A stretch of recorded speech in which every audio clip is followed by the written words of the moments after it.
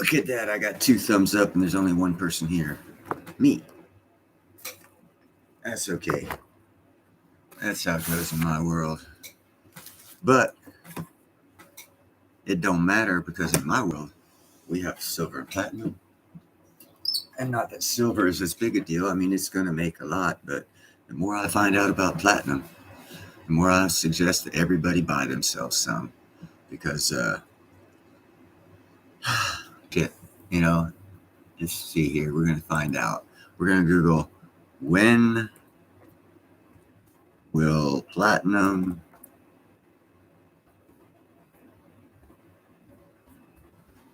be mined out? Question mark. Let's see what it has to say.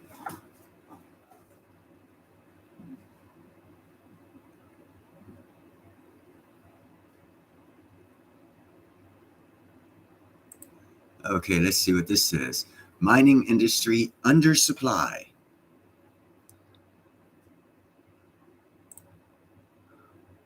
World Platinum Investment Council, which no one gives a shit about because it's the World Platinum Investment Council. So what would they know about platinum? They're just trying to sell it.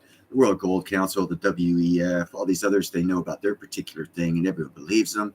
But this industry here, no one believes them because it's inconvenient. Okay, but anyhow, the inconvenient World Platinum Investment Council has predicted almost a 1 million ounce deficit of platinum production ongoing to continue with palladium shortages. Let's see. World Platinum Investment Council predicts the 77% increase of the lack of supply of platinum. The key driver is said to be a combination of ongoing high prices of palladium and the subsequent increase of automakers switching. Hold on, wait. The key driver said an ongoing price of palladium. Let's see.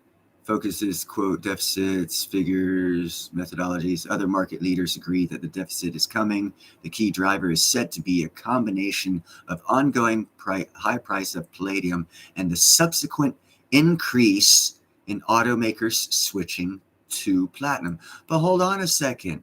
Don't all these people in the precious metals industry say that, well, platinum's already, its only use case is in catalytic converters. But yet here, this is what they say. The key driver is said to be a combination of ongoing high prices of palladium and the subsequent increase in automakers switching to platinum. So when did they switch to platinum? If you watch my videos, you find out they did that last year. Until then, they weren't using a lot of platinum catalytic converters. So anyone, hello, Dave. Sorry, guys, I'm going on a rant because Lobo pissed me off with this bunch of bullshit on fucking liberty and finance. And hello again, Wealth of Nations. Thank you for being here. But here's the proof right here. Subsequent increase in automakers switching to platinum. Again, if you watch my videos, about 12, 13, 14 months ago, somewhere around there, I did a video. I showed the evidence. I showed the car manufacturers' paperwork showing they're switching from palladium to platinum. I made the call. Platinum's going up. Palladium's going down. And it will. Oh, yeah, he got under my skin because he was saying a bunch of bullshit. Well, I don't care. Oh, platinum's not. Here, let's look at this one. Hold on. Let me do a Google search so I don't get it wrong here. Google search. Has platinum ever been used as a currency? Has platinum ever been used as money? Question mark. Let's see what it comes up with. Holy cow. The first thing Lobo had to do was type into Google general search to find out platinum has been used as money. Oh my God, I just did a Google search and this is what I came up with. Lobo says the first platinum coins were minted. No, they weren't. Lobo says they weren't minted because it's never been used as money and circulated, but it can't be circulated because Lobo said it's never been used as money and never circulated. But yet here, a simple Google search by anyone who wants to try and tell you they're an expert in the field discovers that they're lying. See, because what people forget is America, BRICS. We all talk about the America and BRICS thing, but we don't realize that Russia is in an economic war. BRICS is in an economic war. We all talk about them wanting to leave the dollar, and yet here it is, people saying that platinum's never been used as money. Well, yeah, they don't throw the disclaimer in here. is the Western world that is at war, economic war with the Eastern world or BRICS. The Western world's never used it as money. That's 100% correct.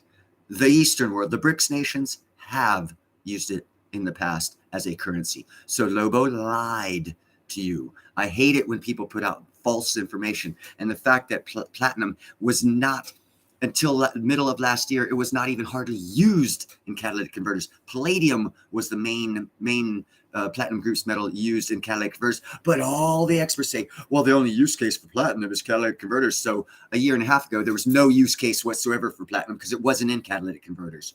Wow. What a fucking stupid argument that is. And it's a lie. You know, these people, they just lie. They straight up lie. They don't want you to buy platinum. I'm screaming at you, buy platinum, because you want platinum. It will blow your mind, the price that's coming for platinum. That all these experts, and here's 2 things I just listed in chat, that straight out of Lobo's mouth that I've just proven are lies from your precious metals experts. None of them want you to have platinum. None of them want you to research platinum. None of them want you to take advantage of what's going to happen for platinum. Here, let's do another Google search. Simple Google search. Is China going to buy 2.5 million ounces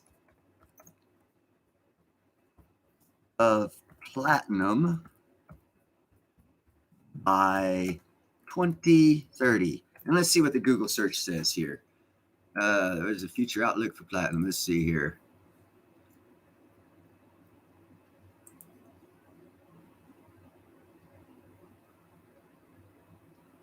What is the demand?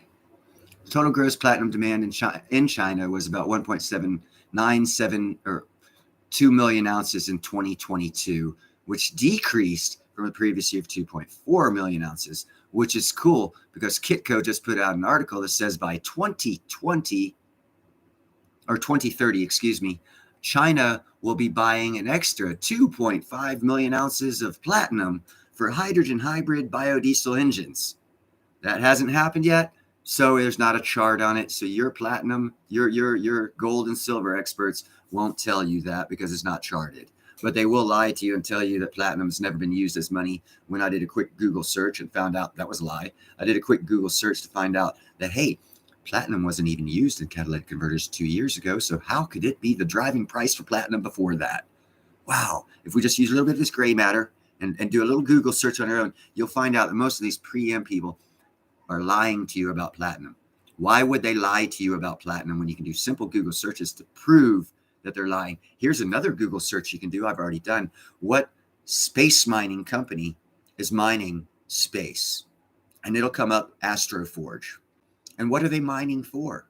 Are they mining for uranium, oil, corn, gold, silver, platinum group metals? That's the only thing they're going for. So they're going to spend hundreds of millions of dollars to go into outer space to mine platinum because it's so unnecessary. Well, if it's so unnecessary, why are they spending money? Why aren't they going for gold? Why aren't they going for silver? Why aren't they going for uranium or plutonium or fucking nuclear missiles or something else? No, they're going specifically. 5 different companies are going to be mining space. One of them starting next year because its second rocket's going to be launched in November. And whatever they got up there, they're going to put it together and they're going to start their operations mining for platinum in outer space because we're going to run out of platinum by 2035 on the planet unless we discover some new mines or new veins. We're going to be out of platinum by 2035. So what are we going to do? It's not special. It's not important. Our society will collapse. Your 3M glue, spray glue will go. Every chemical you have out there that uses platinum as a catalyst to make that product, which there are thousands of that we use and take advantage of daily, they'll go away. So either everything's going away and we're going to fall back into the Fred Flintstone Stone Age, or platinum is highly valuable to the future of our society. And all these PM people are lying to you. Sorry, I got off my rant here. Let me go back to chat. Hey, what's up, Jay? Sorry, I didn't say hello. Finn, Mickey, Jake, William. Thank you all you guys. WTF Foxtrot 2030. How you guys doing? Dave, I said hi to you already. Okay, I said hello to everybody. Sorry about this, but man, I was telling Lobo in the chat, you're lying, dude. You're lying. You're wrong again. You're wrong again. And I just wanted to do a live stream to validate what he's wrong about. And I can, again, I've already got videos out. You can just go back. Catalytic converters, the car industry was not going to start using platinum again, replacing palladium because palladium was too high. It was $2,400. Now it's $1,400. Platinum should have gone up. It did not. Why? Manipulation. Someone's keeping the price low, making you think it ain't valuable. But yet at the same time, you're spending hundreds of millions of dollars to get to outer space, to develop new technologies to mine in outer space, and then to launch all that shit to outer space to go for platinum. Why not go for rubber bands, man? If it's not valuable, spend $100 million looking for rubber bands or candy or cat food or some other foolish thing that's not valuable. But instead, they're wasting all this money, taking all this technical time, spending years of their lives in research and development to come up with new technologies to mine platinum on the moon and on asteroids. Nothing else. And then if you discover how asteroids are formed, okay, they take the heaviest elements. They congeal. Hey, what's up, Chad? They congeal first into a small ball. Those heavy elements are the PGM metals and iron. PGM metals being platinum group metals. Palladium, rhodium, and platinum and iron all start forming these asteroids first. Then all the other compounds join in: gold, silver, zinc, lead, oxygen, hydrogen, helium.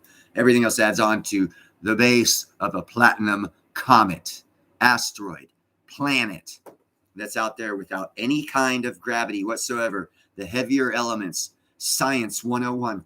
Go to school, they'll teach it to you. Science 101, heavier elements always go first. They congeal together first to make the mass. Everything else grabs on top of it. So there is tons of platinum in outer space, very little on our Earth. And we need tons of it. Tons and tons and tons and tons and tons a year. So my prediction as non-financial advisor is platinum's going to go skyrocket into the double digits easy. And then we're going to get some from outer space, and we're going to resupply our lack of supply of platinum with heavy demand and need, and the price will start falling back down. But you're going to have several years to make a lot of money. A lot of money. Just like a house. You're going to buy a house for $100,000, 2 years, you sell it for $500,000. Buy some platinum now. Same thing's going to happen, in my personal opinion. Hey, long live coins. Put your link to your show down here. I'm going to be promoting you. I saw what happened on Arcadia Economics and what you said. I did go to your live stream. I was at work, but I watched it. And, that's bullshit. So you put your link down here, and I'll also promote your link on every channel I'm on, because I think that's bullshit. You have a good show, and you need people to subscribe to you. And thank you for showing up, brother. Welsco, I said hello to you already, or did I not? Oh, yeah, no, I didn't. Let me see if Welsco's here. Yeah, in the background, huh, my friend? Yeah. So I'm the teacher. I see everything. So, sorry, again, rant. I had to. Lobo triggered me, guys. I'm sorry. And I'm surprised Jake's here. Jake's son is on vacation in the military. He's visiting right now. So Jake's taking some of his most precious time to be on this channel with all of us. This is a YouTube, not NeilTube. So appreciate that. Hello, Welsco. I saw you there. Actually, Dave let me know you're here. He narked you out. I just called you out from him narking you out. Holy shit. Hey, Dave's son. Excuse me, Jake's son. Tell your father to make a pizza oven. Yeah, that's right, Jake. I got you. I call Jake. He says his name is Jake's Customs Parts. I call him Jake's Custom Pizza, because he needs to make a pizza oven and make a lot of money. You guys need to talk him into it. Wealth of Nations. Let's see, moon. Moni said their silver was going to the moon. Yeah, well, platinum's on the moon, so he kind of told us the truth. But as silver goes to moon, it'll hit platinum.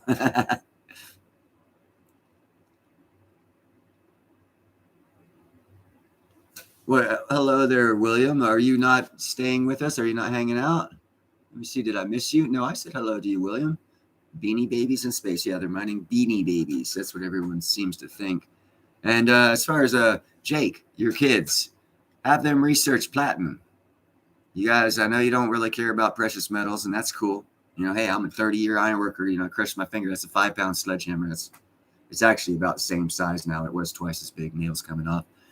You don't want that kind of life. You want to get to know about economics, about money, and about what is and is not valuable. And you can't believe people that call themselves experts, because if you go back and watch Liberty and Finance, Lobo, I called him out on every misinformation he gave about platinum, and I put it in this chat right here, some of the misinformation he's feeding people about platinum. Platinum is going to blow the roof off.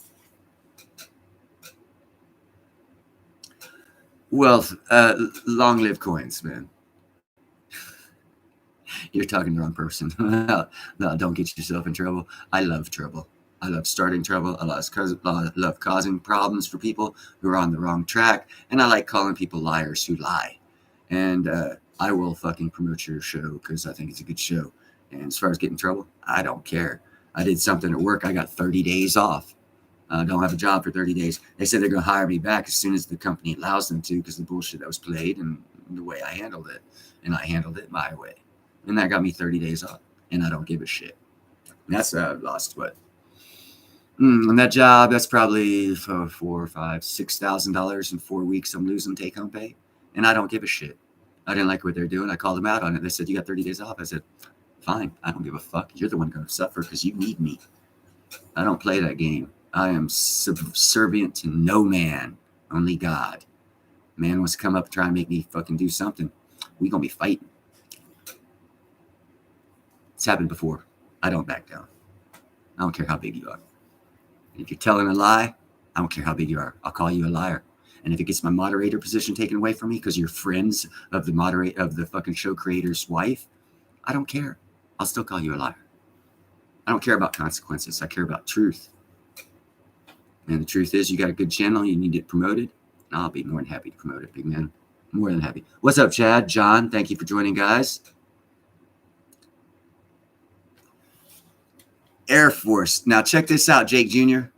Enjoy all your chow hall and know that if you're in the Air Force, know that there are Army guys close to that base that wish they could get in your chow hall, because that's what I did when I was in the military. Every place they deployed me, I looked for the Air Force chow hall because it was so much better than ours.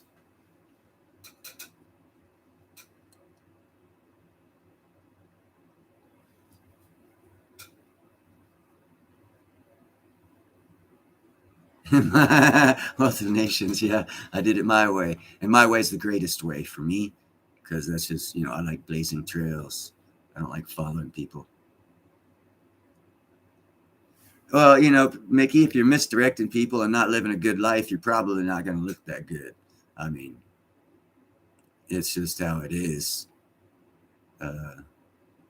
There's a lot of guys out there that aren't looking healthy, but they're also lying about platinum or misleading you about platinum or downplaying the role of platinum in the future.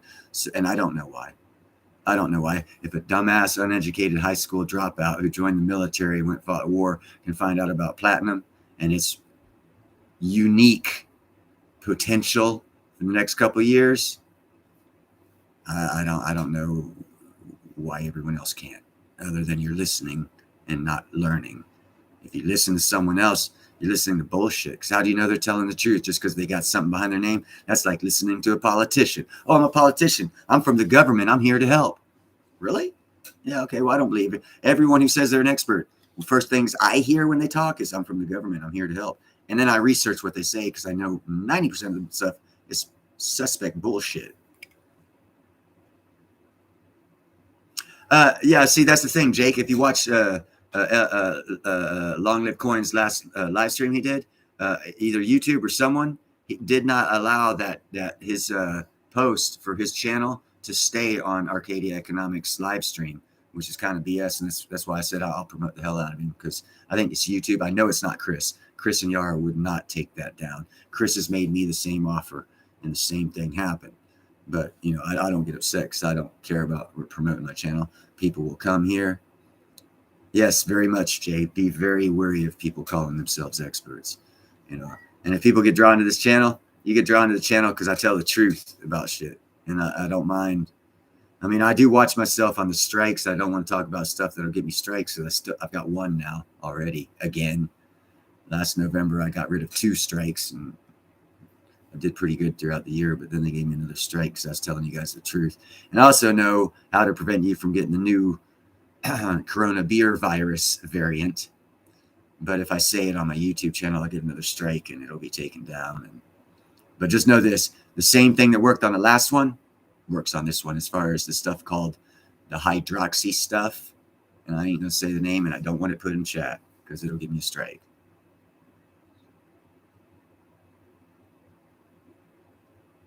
Yeah, that's why I kind of turned this sideways. I'm hoping that one will jump up there so you can see him. That's Mr. Trouble Harley himself, Wealth of Nations. Hey, Gerald. Yeah, you know, stacking silver is not a bad thing at all. I don't know how the hell they're going to overcome this manipulation of it. It will eventually change. That's one thing that bricks might actually do, other than sink to the bottom like all bricks do when you throw them in water.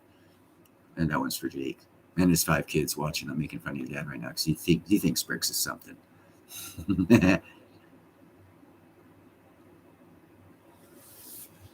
Yeah, it might be the AI bot too. I never even thought of that. I don't activate none of those bots on my channel because you can say what you want. If you think I'm ugly and telling a lie, fucking call me out, man. We'll have a debate about it. I don't care. We'll both learn something. At least that's the way intelligent people do things. But if they just go on TV and say shit like, oh, well, you know, catalytic converters are the only use of platinum. Wow, so a year and a half ago, platinum had 0 use case. Okay, yeah, that's a lie.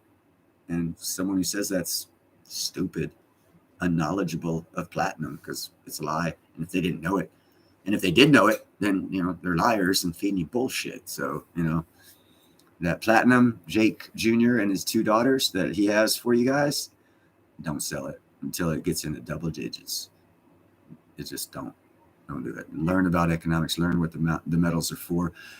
Talk to Chris Marcus. This is for you, Jake. Talk. Let's go bricks.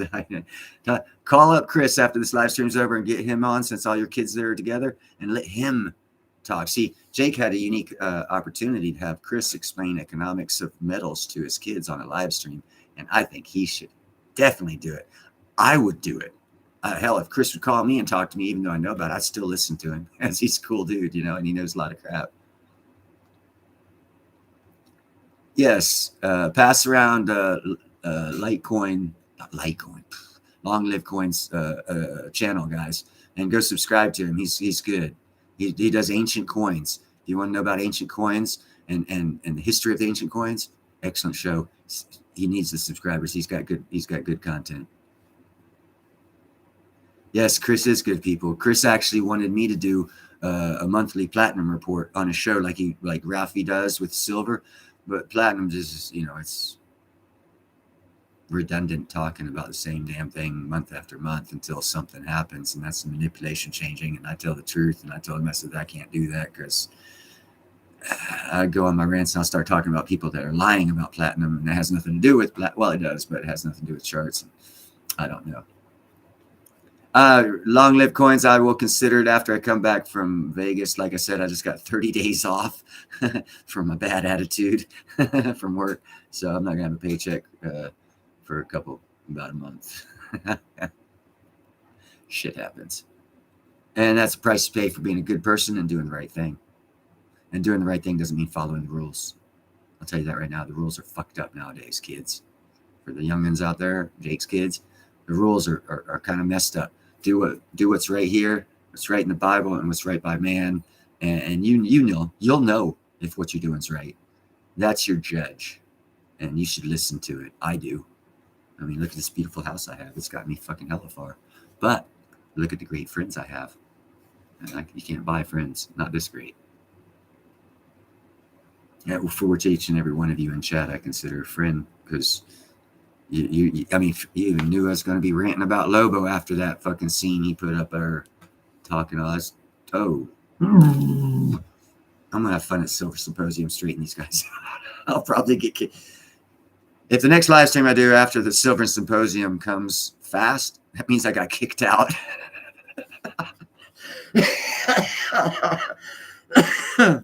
Be like, Neil, how was the Silver Symposium? Ah, shit, I called Lobo out, I called Rick Rule out, and I called Bill Holter out, and they didn't want to hear it, so they kicked me out. Hey, long live coins. Don't belittle your channel. Think less of your channel. No. It's not worth bothering him. Yes, it is worth bothering him. Chris is a good dude and does the right thing, and he will get on his show and promote you one time just for finding out what happened. So please, Jake, mention it to Chris. Do, because Long Live Coins deserves a. Hey, Finn, what's up, brother? Do you have a motorcycle? Hell no. No. I am not the kind of guy that needs a motorcycle, bro. I got one. I got it. Was it?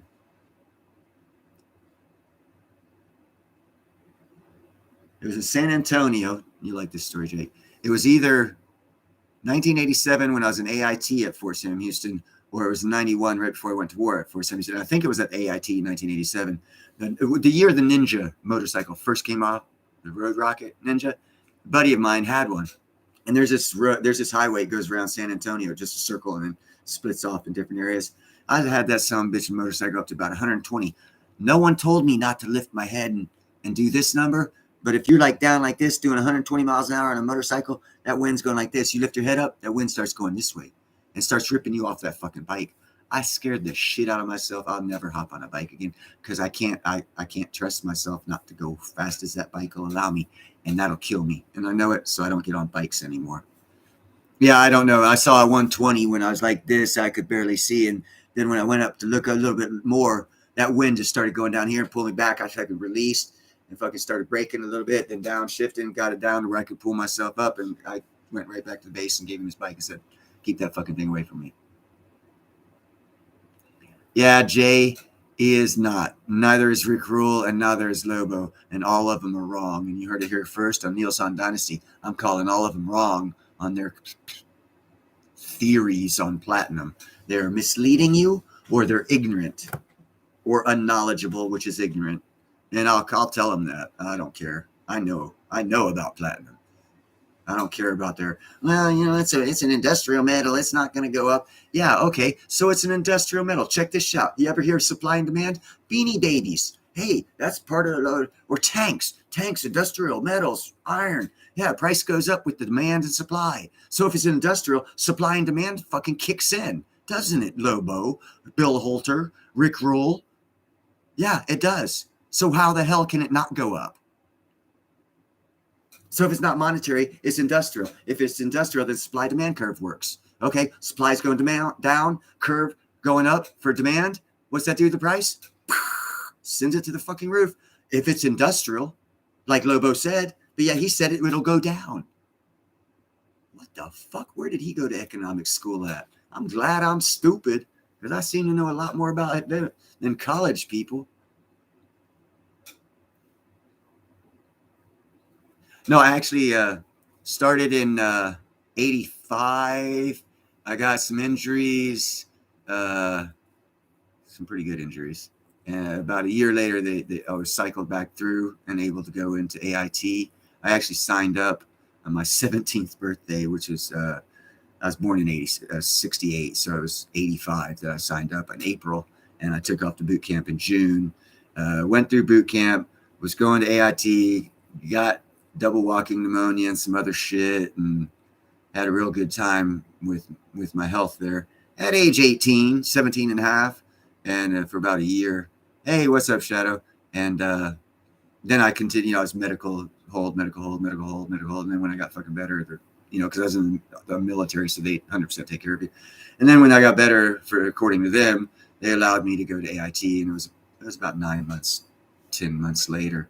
So yeah, it was in the summer of 86, I guess. I was there, not 87, so 85, 86. Yeah, it was the summer of 86. And then I got stationed there and was there in 87. So it could have been any time. It could have been 86 or 87 that happened. And then I was back there, and I was back at Fort Jackson in February of 1991. February, I was there 14 days for retraining and qualifications of weapons, and then they sent me back to San Antonio for a little bit of retraining and getting my qualifications back up for my field expert medical badge that I had and all that shit that I had, nuclear biological stuff. And then I was gone for 6 days, and then I came back, and I am actually the only person in the history of the military that served in a wartime for 4 months active duty, and then I got discharged. Not 6, not a year, 4 months. I served 4 months in the war. They recalled me, and usually recalls are for a year. Least amount of time, 6 months, but I got 4. And I got honorable discharge, nothing bad, honorable discharge. Just I'm special. I'm special like that. So they let me out. I said, hey, you know what? War's over. I've done my job. Let me the fuck out before I start warring with you. They said, okay, you're out. Appreciate your help. Get out of here, Neil. No, I don't. Dude, I think I was making $700 a fucking month back then in the military, dude. Fucking shit pay. 150 to jump out of an airplane, another 200 for fucking getting shot at. It's like, really? I'm still at less than $1,000 a month? Fuck you. I'm fucking giving up my life for this country. Okay, $1,000 a month, and that's with all the hazard pay, dude. That was back in the 80s, though, so I'm sure it's a little bit more now. I think they let me like $1,200 a month or something. Definitely underpaid. Doctors are overpaid, and military boys are underpaid. But that's another story. They always take advantage of the young, dumb, full of cum. Oh, shit, Jake's kids saw me smoking. It's legal here, guys. Ooh, check this out.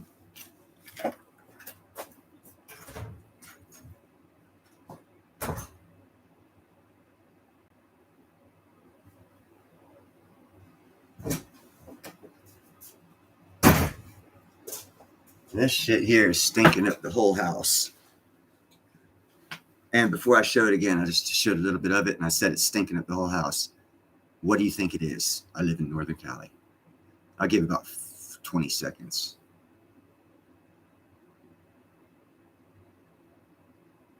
Oh, sweet, Chad. They are.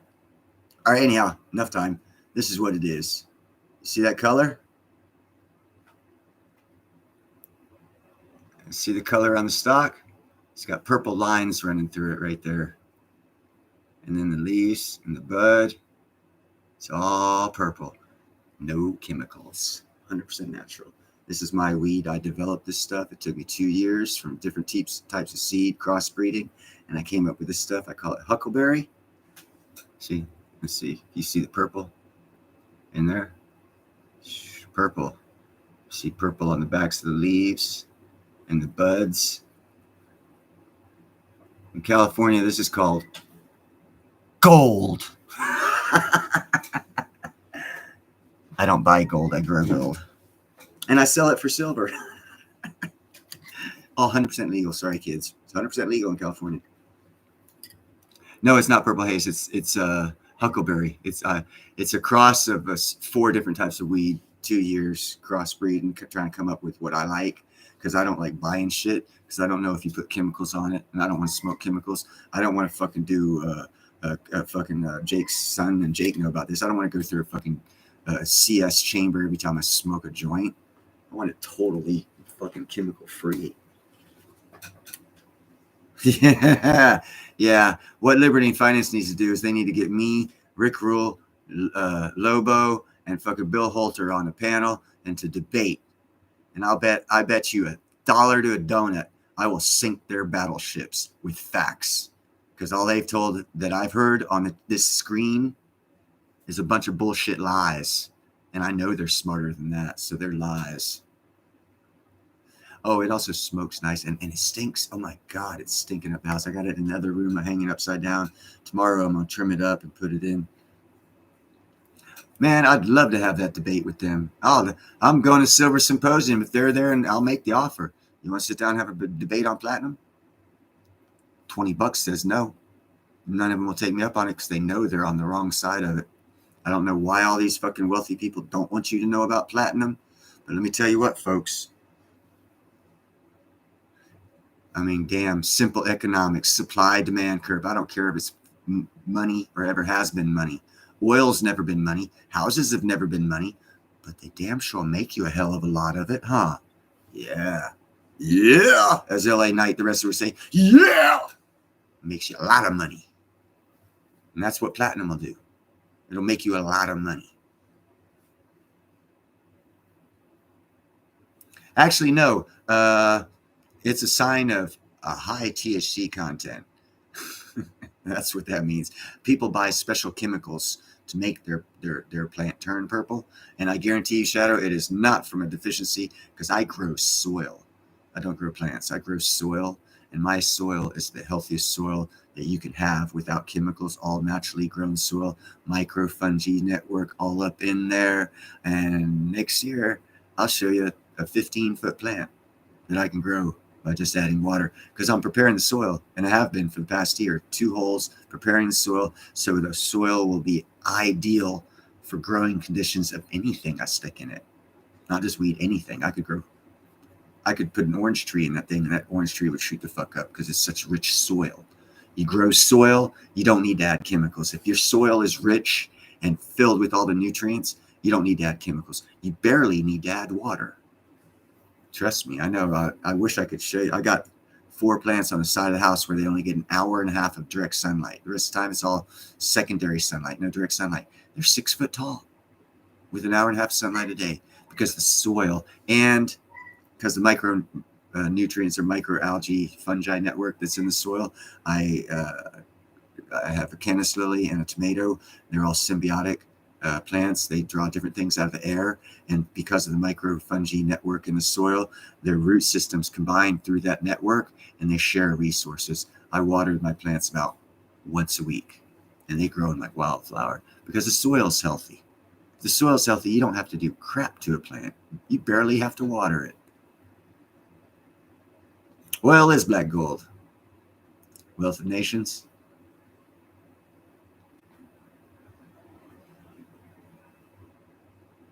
Yeah, see, when it matures to its rightful, what it wants to be, the plant wants to be, it'll. I've had white, well, not white. It's called angel's halo, because it had so many white hairs on it. It glowed white if any light hit it, because it had so many white hairs. Not the trichomes, but the actual hairs that usually turn orangish color as it matures. They never did. They stayed white. It looked like, and that's why they called it angel's halo.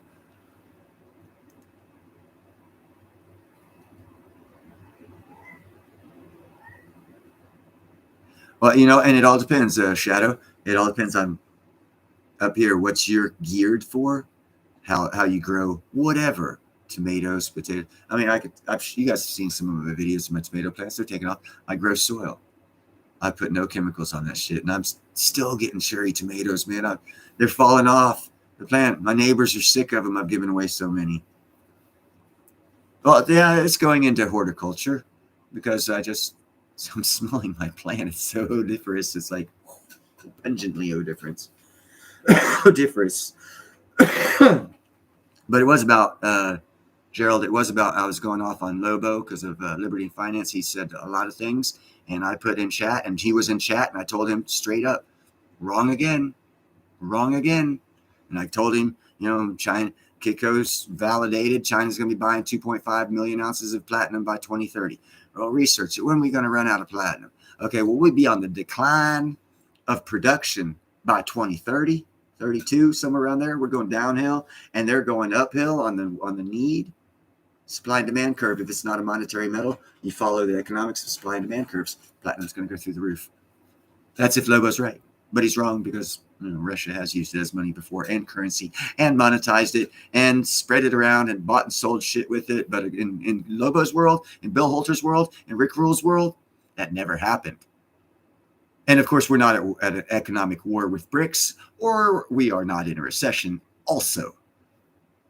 Those guys are just fools. They're misleading you. That's why you're here. You want to hear the truth? I'll give it to you. Those guys will lie to you. And you got to watch it for Jake's Kids. You don't just believe anyone on YouTube. Do your own research. Do a simple Google search on some of the crap coming out of these people's mouths, and just don't believe them. Because they want money too. And they want you to invest in shit. And as an investor, you should know you'd never buy fairly valued assets or overvalued assets. You buy undervalued assets.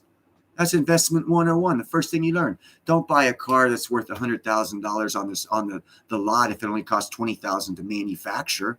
You're going to lose $80,000 as soon as you buy it. Don't do that. It's foolish. It's overvalued. Buy something that's undervalued. That's what they teach you. And yet you look at platinum, it's 60% under its all-time high, making it more undervalued than silver. So, as a commodity, supply and demand curve, why would you not buy it? Please write down in chat several reasons why you see that platinum's not going to be going anywhere, because it's an industrial metal, and supply and demand curve just doesn't work for industrial metals. It'll work that way for nuclear missiles and tanks and every other thing, but not for platinum. My ass.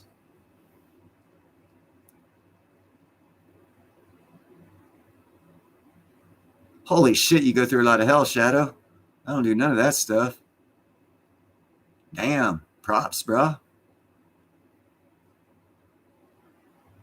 Yeah, cherry tomatoes out the ears, man. This year was a great freaking year for tomatoes. So was last year and the year before for me, though.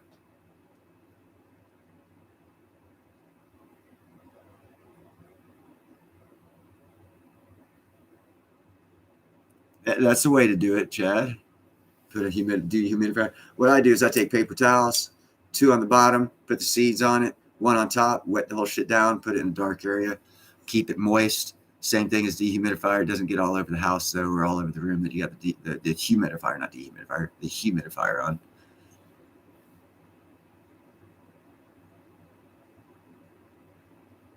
Yeah, Gerald, that is weird, man.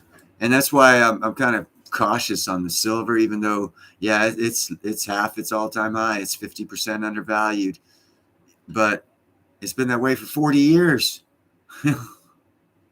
Something's going on there as manipulation goes.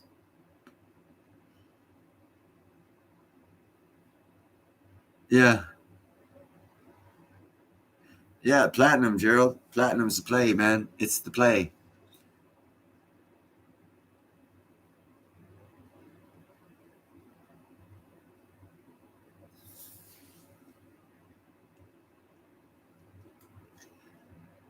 And one thing that you do for any of you guys, as far as growing anything that you grow, tomatoes, lettuce, whatever, in the wintertime, plant fava bean, because fava bean has nitroids. Again, every plant gets its own thing. Fava bean takes nitrogen from the air. It's a chemical. It's miracle grow, but God's miracle grow. It takes nitrogen from there, deposits in the root systems in these little white balls, real small white balls. They're called nitrodes, hundreds of them. So if you plant like 10 fava bean plants in the area where you want to grow 1 or 2 plants, let them go till they bean out, cut them down. When you go to grow whatever it is you want to grow there, pull the rest of the stalk and the roots out, and you'll see a few white nodules still on it. Just rub them off. That's 100% pure nitrogen. You have to pay good money to get nitrogen that pure from a chemical company.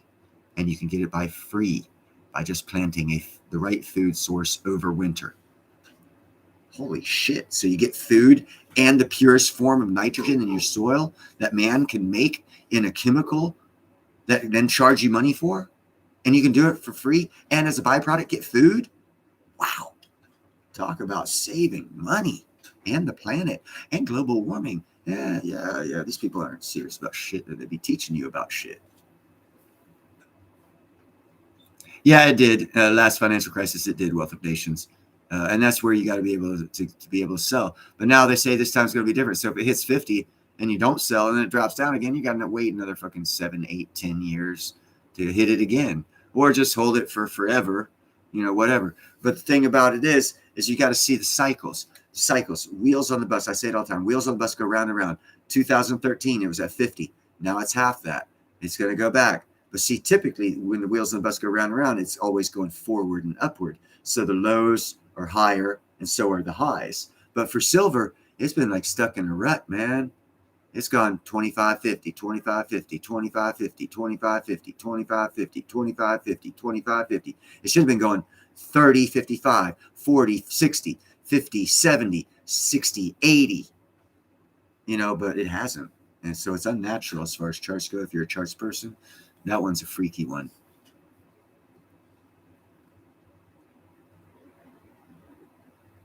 That's interesting, Chad. Silver is a free energy device. You get 5% more energy when you put it in.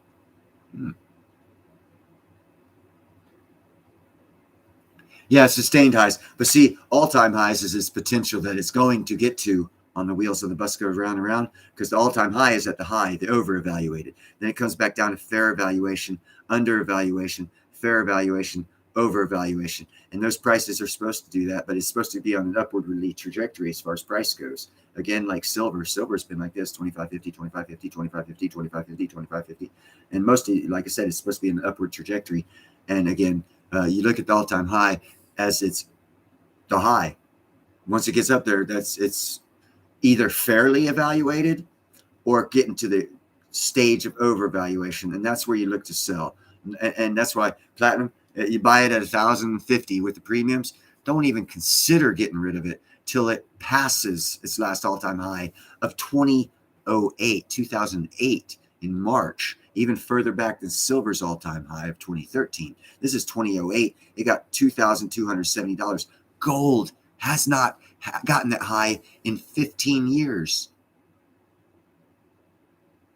Platinum was 2270. Gold never has made it that high, and platinum's going down to fucking underevaluated as a son of a bitch. Buy, and it's going to get up to fair and then overvaluation, and its next overvaluation should be over 2270, and that's the importance of the all-time high as far as the wheels of the bus go round and round, or as Lynette Zhang says, the wheel of over, fair, and undervaluation. And you have to keep all these economic principles in mind when you're doing these metals, and you've got to keep focused on not the metals, not what's going on, but your strategy for buying. If you're buying for long term, who gives a fuck about the price, man? Till that date of long term comes in, 20, 50, 100 years, however long you're buying. If you're buying it just to preserve your wealth, okay, that's 2 to 3, 4 years, because that's when we'll be coming out of this bullshit. And then you'll be looking to sell or trade or whatever. Or are you looking to advance your wealth? If you're looking to advance your wealth, then you're looking at the ratios, gold to silver ratio, platinum to silver ratio, platinum to gold ratio, and you're playing that game. But don't change the game. You'll lose money. If you buy coin, bullion, any precious metals, whatever the reason is, stick with that reason. Because a lot of people change reasons and say, oh, well, Bitcoin's gone up. I need to sell all the shit, keep Bitcoin. Why'd you buy it in the first place? You should have gone bought Beanie Babies and fed them to your dogs. You got to stay on your investment principles and for the reasons why you invest, unless a life-changing event happens to where you need to change your investment strategy. But stick with the strategy that you start with, because if you change strategies, you will lose big time. Possibly. You might get lucky, but probably not. Most people won't.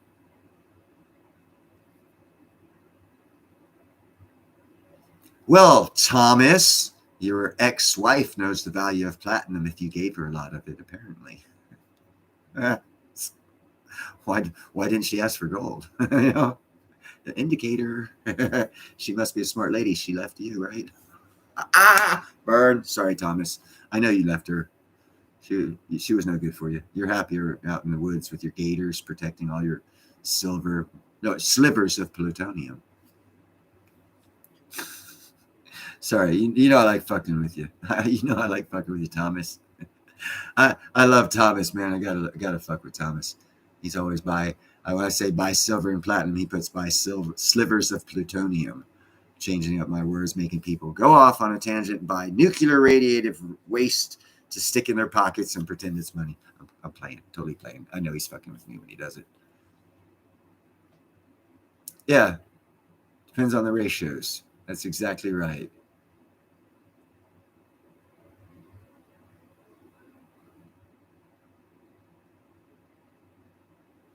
Dude, thank God for single men. Thank God for us bachelors, man.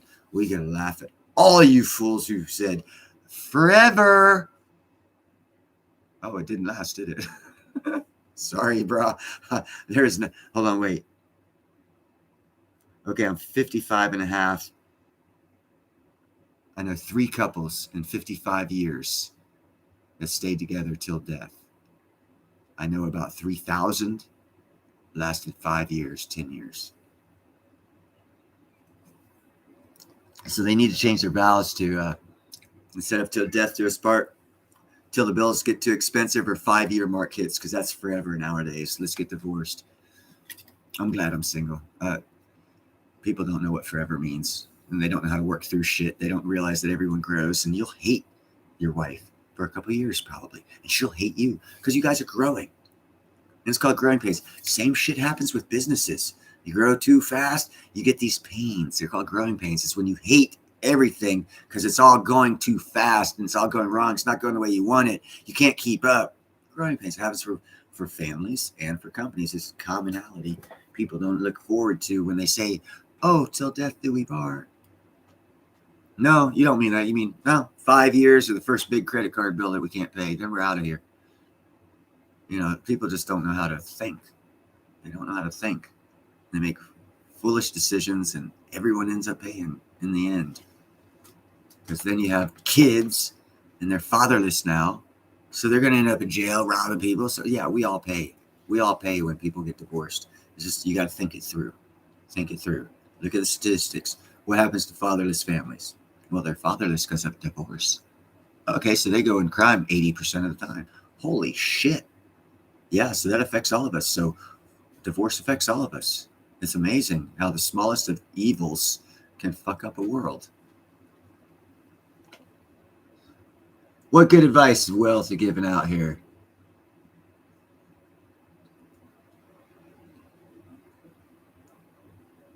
Gold-plated tungsten. Yeah, Thomas. If you ever get married again, man, buy Chinese gold, bro.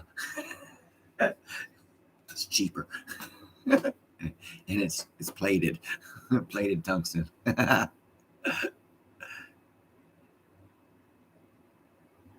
Oh, fuck, man. I think I really hurt Thomas's feelings. He hasn't been back. I'm sorry, Thomas. You know I was just fucking with you. It's what happens. I was raised as a Navy brat, and then I was a fucking iron worker for 30 years. I mean, single. The hell do you expect? I'm surprised that I'm not dropping F-bomb every third word. I think I'm doing pretty good, actually, by that. Even though I was upset at the beginning of this live stream because of Lobo's inaccuracies and inability to tell the truth to the audience, or intentionally mislead them, which means the same thing. And the fact that he was in the chat didn't stop me at all. If any of you there, I called him out. Everything he said that I knew was wrong. I was like, well, what about this? Oh, wrong again, Lobo. Well, what about this? I guess you're wrong again, Lobo. 3 times I did it. And I was like, dude, I'm doing a live stream after this is over with. And I'm surprised. Let me type in here. Maybe Lobo's in here. Let me see.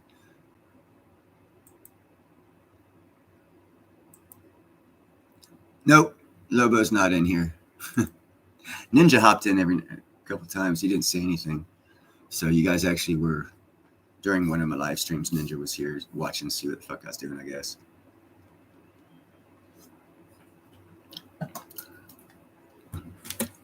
JM Unleashed. Unleash the JM on the world. How's it going, brother?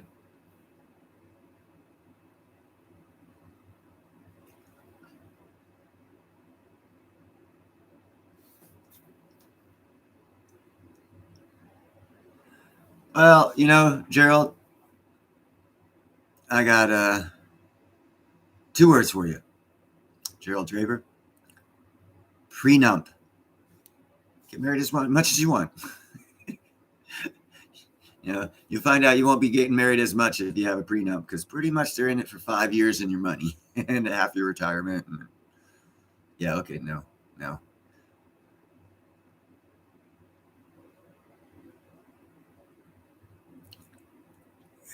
I mean,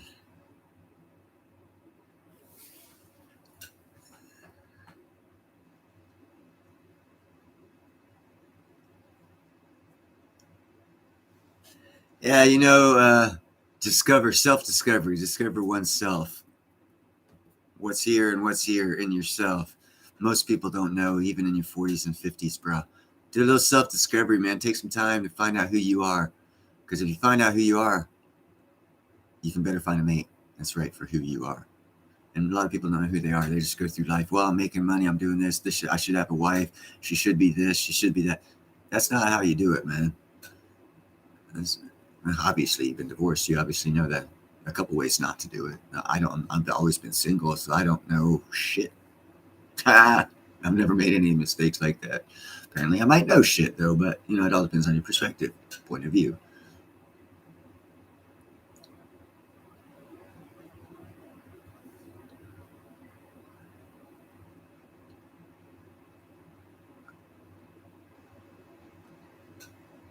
I don't understand, chat.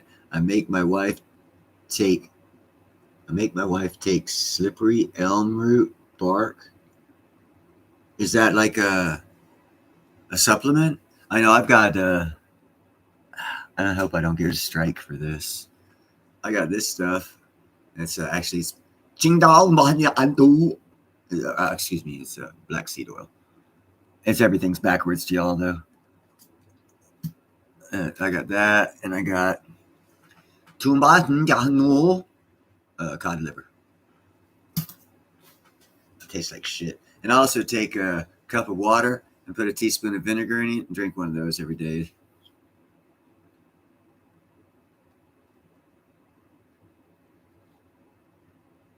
Okay, so it is a supplement. Okay. Hey, look. You guys want to see cats? That one right there. Yeah, you see it moving? That's Alien. Alien 101. Taking up half my seat. That's why I don't get my seat. Cat takes half of it. Oh, it's an aphrodisiac. Oh, interesting, Wealth of Nations.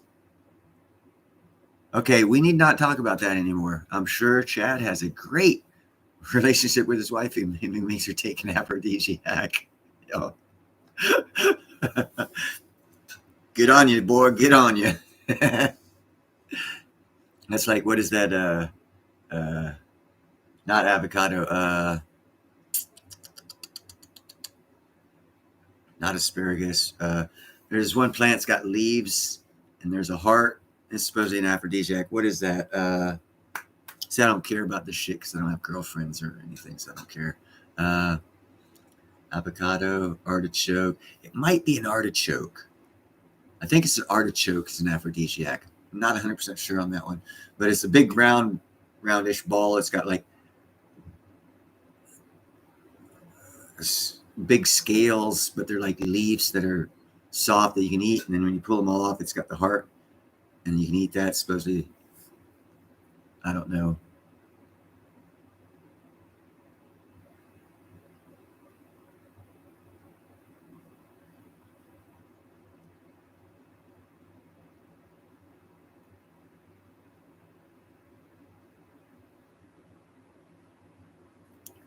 Eggplant. What about eggplant, JM Unleashed?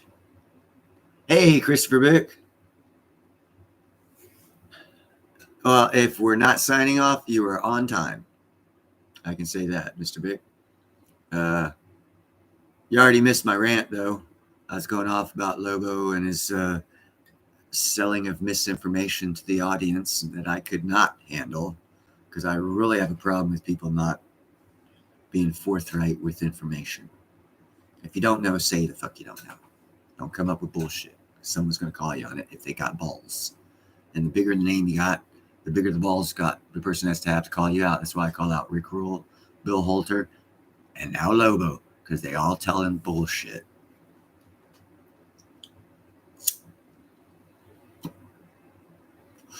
Oh, Chris, you didn't see my silver. Oh, and by the way, this little white halo you're seeing on the end, that's actually, there's so many trichomes on this shit. It's sparkly. Those are actually trichome. You can see all along the edge of the flower here, that white shit. You're actually not supposed to see it because there's not supposed to be that many of them. shit stinks so good. God, I can't wait for another 3 weeks. I'm actually glad I'm off work. I can smoke it first before I go back to work.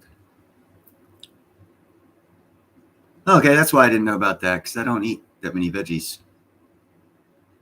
Huh. I know it's backwards. It says Ding Dong, or Nation's Giant. It's a big old fat ass cheeseburger. I don't care about aphrodisiacs. I want beef. Where's the beef?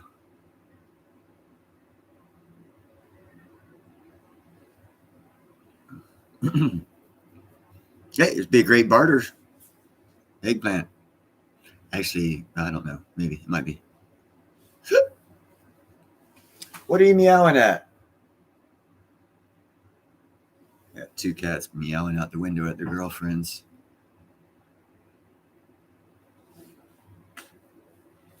All right. Well, my rant's over. Does anyone else want to rant about something?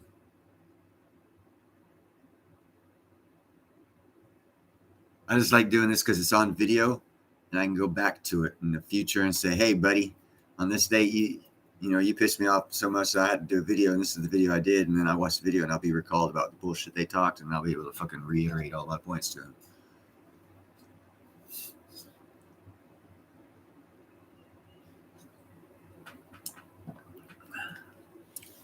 Here's something that everyone can do. Speaking of, since no one spoke of it, well, I guess health food. Independent Mary United. What's up, girl? I mess with Independent Mary when she lets me on her show. I say all kinds of funny things to her.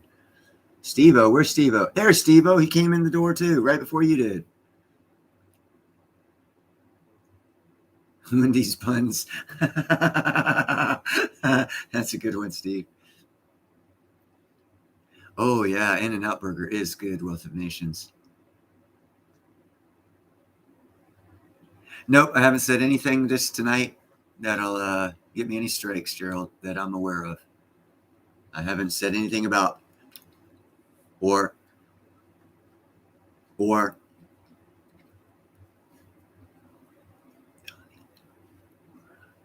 said nothing about any of that stuff. I hope they don't read lips. I might get a timeout for that, huh? I ought to put myself in timeout.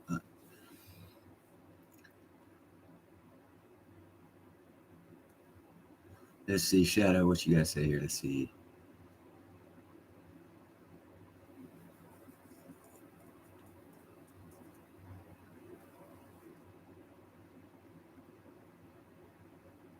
Oh, wow, Shadow, that's kick-ass, man. You saved some kitties, too? Good on you, brother. I respect anyone that steps up and protects God's creatures the way he put us here to do. We're caretakers, and we are failing, all of us. Even Shadow and myself, who are actually out there saving quite a few, we're all failing as a species.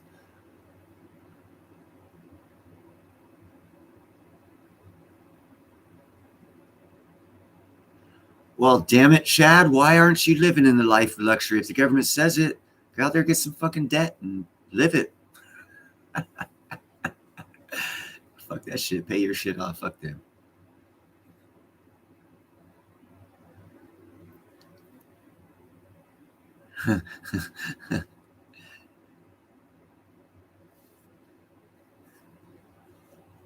Indie? Oh, okay. Not it's independent. There's another subscriber named Indie. She actually just INDY, not Independent Mary United, who also goes by Indie. That's what threw me off.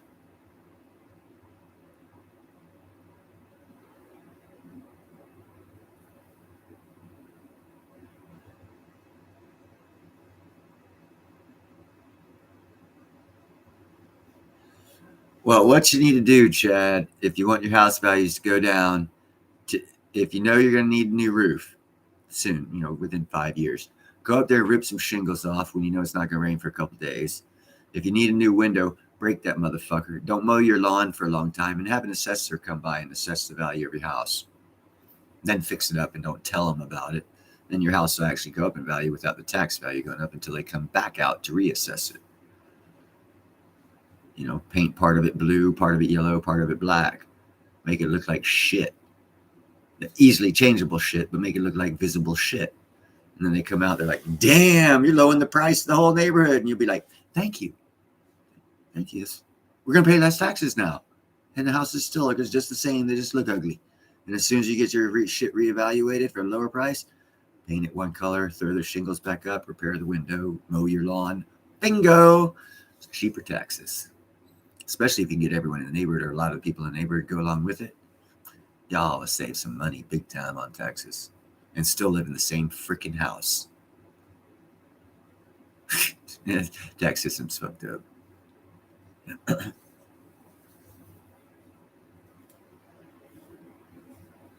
Yeah, winter's coming up there, Chris. That would be a good thing to do. Chris is in Colorado in the mountains. So if anyone's around there, he is going to be doing some sort of clothing collection for the people in his area. I'm not going to say where he's at. You guys will have to communicate out on your own because I don't give that kind of information out about other people. But I'll tell you, I'm at 627 or 726 Pennsylvania Street, Vallejo, California, 94590. I don't give a shit about a lot of things. Where and where I live is one of them. No offense to anyone, I just don't care if you know or not.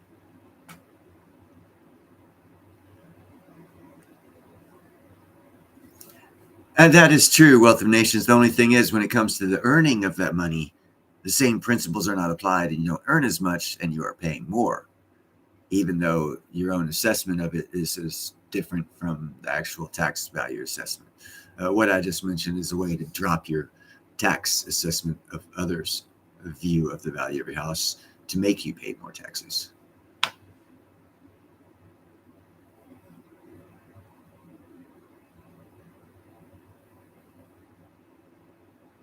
That was just a thought, Chad. Like I said, if you live in a nicer neighborhood, you'd have to get several of your neighbors to go along with it, or else you're going to have lawyers calling you and getting sued by homeowners associations and all kinds of other crap, all to keep taxes high to make people feel good that they have wealth that they actually don't have.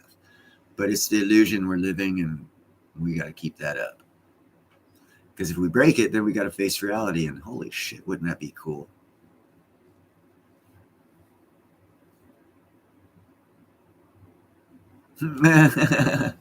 Right on, Chad. Mr. Chumpy, thank you for stopping by. The draft. There will be no draft. And if there is, this is what I have to tell you. Become very good at playing video games.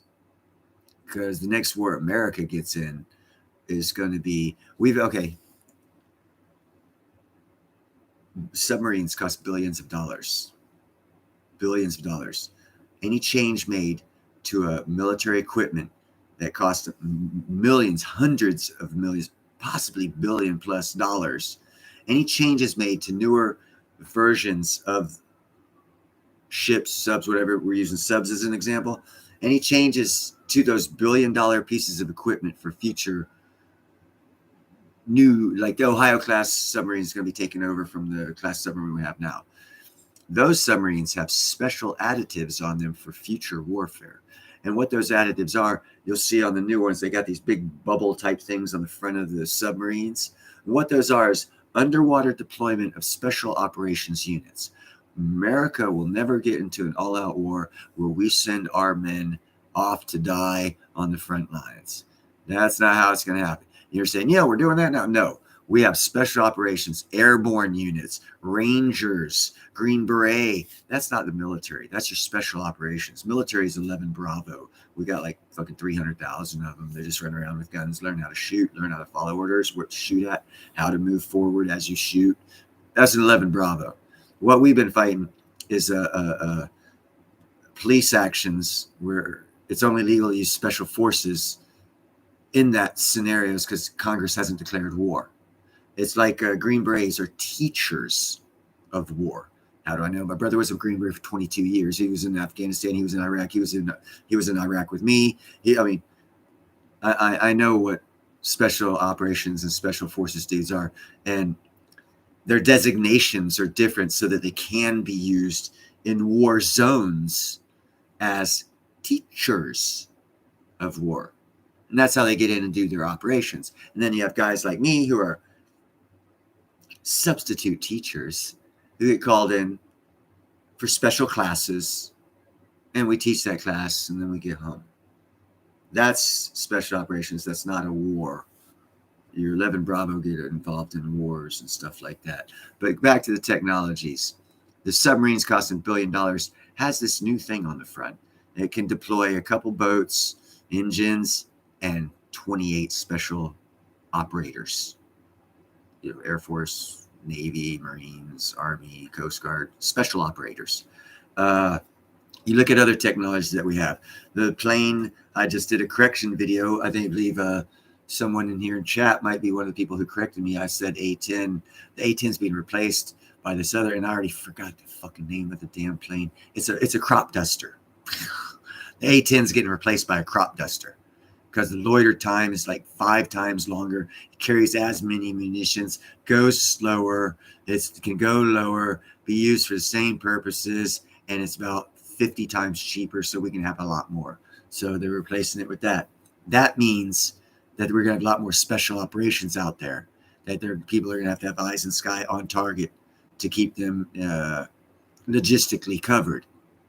And then the logistics has to have defense capabilities added to it and not have to be called in from 1,000 miles or 800 miles or 400 miles away, but can be loitering in the area of special operations, and if needed, come in, do his thing, and get the hell out and loiter again, because they can loiter for 6 to 8 hours because the fuel consumption is so much less. So then the military has already stated they're replacing the A-10 with this machine. So between those two things alone, just in the deployment of monies and monetary resources for equipment to be used for future warfares, tells me that we aren't going to get an all-out war. You're going to have to volunteer to be a special forces or a special operations units person to probably see any boo, boo, boo, boo, boo, run, ooh, grenade. Boo, boo, boo. So it won't be a draft.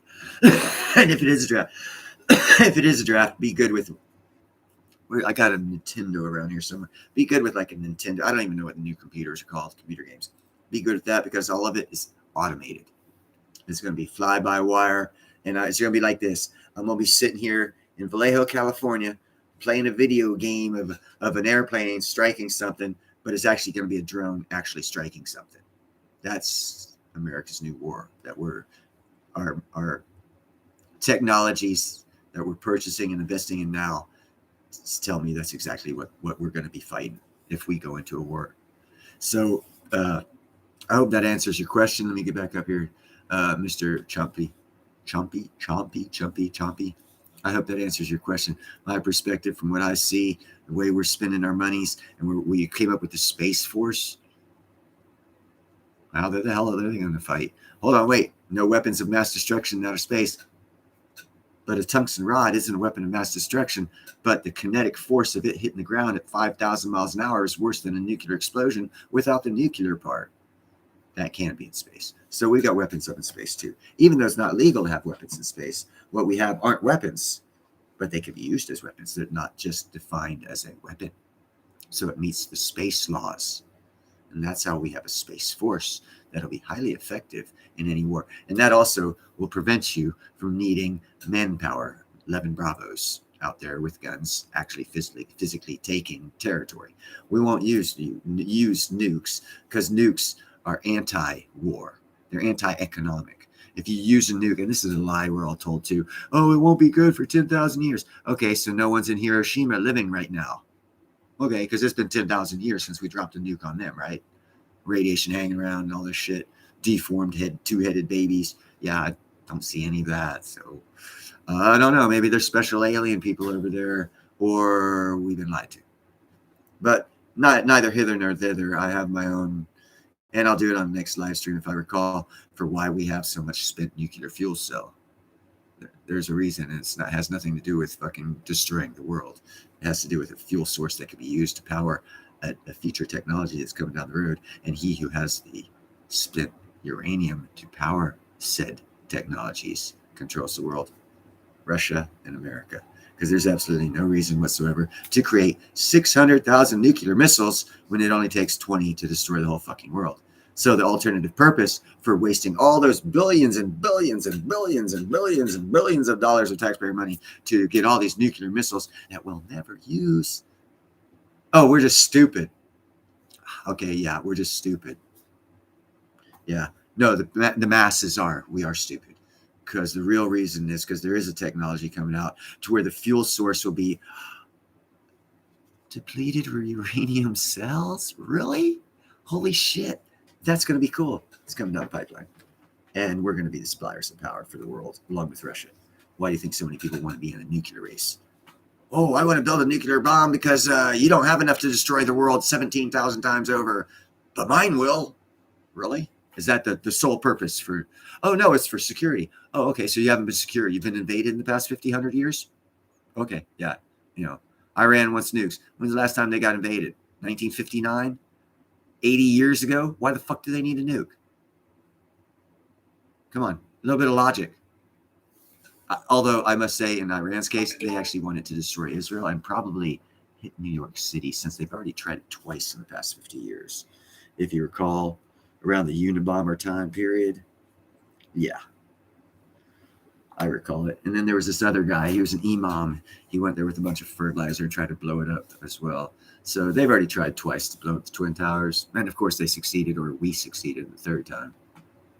But that's another story. Oh, okay, hold on. Okay, Wealth of Nations.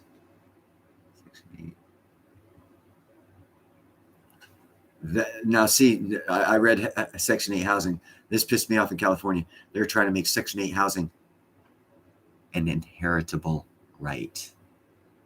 How the does that work? That you get Section 8 and you can leave it in your inheritance? Really? That's what they're doing out here in California, man.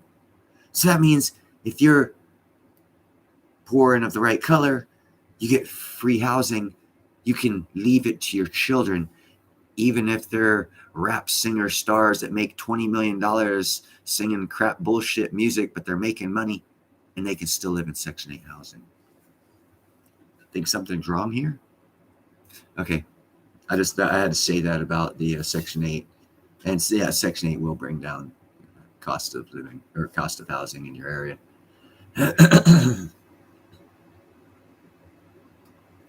Okay, Christopher Bick says, someone has to fly each drone unless it's completely AI. I did a video of how an F-35 can operate 12 drones at about 12 foot each, so that each F-35 is its own fighter squadron with one pilot. And that goes back to the gentleman's question about the draft.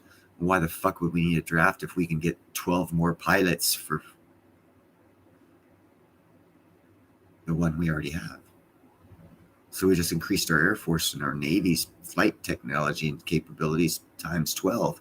Not only did we do that, they can use those drones as suicide drones. If there's a missile coming, they miss it, they can instruct that drone to attack that missile and self-destruct that missile that doesn't hit the one piloted manned aircraft. And all we lose is a $3 million, $2 million drone instead of a $350 million plane and $100,000 million fucking pilot training.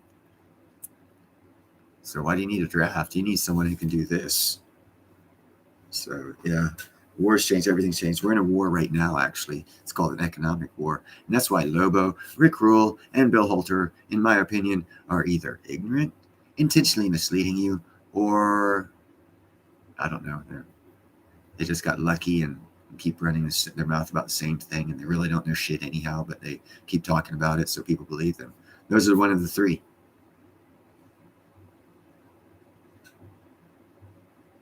Wealth of Nations, 2 years ago. Okay. Yeah, but okay, Christopher, that's the drone thing. Yeah, they've had many subs. There's lots of things they have.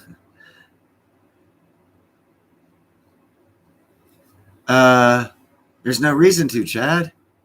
There's no reason to. Why destroy and capitulate your enemy while they still have fighting men? I did a video where the Ukrainian general said, we have already lost this war.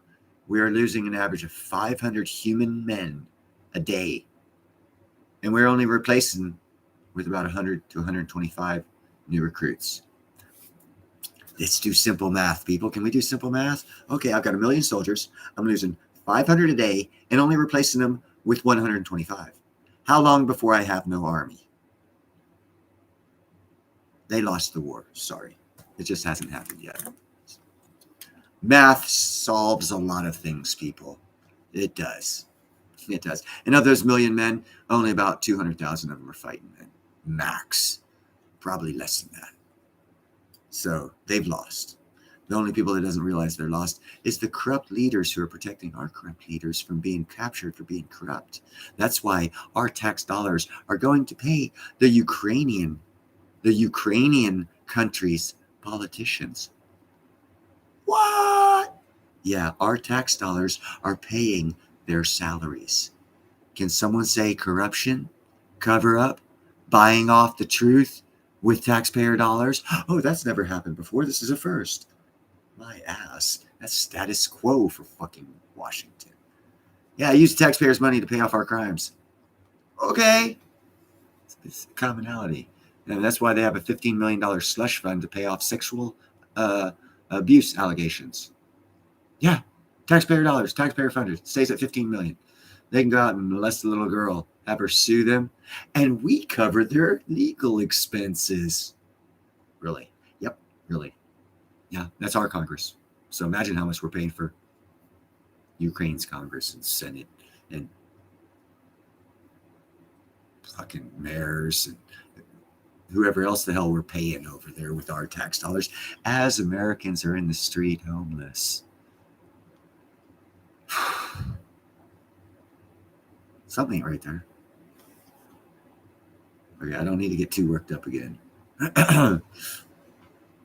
Yeah, it's the Ohio class sub. They've got a certain Ohio class submarines have basically people think it's just for Navy SEALs deployment packages that's actually built onto the new subs that are the Ohio class that are replacing the old class of submarine.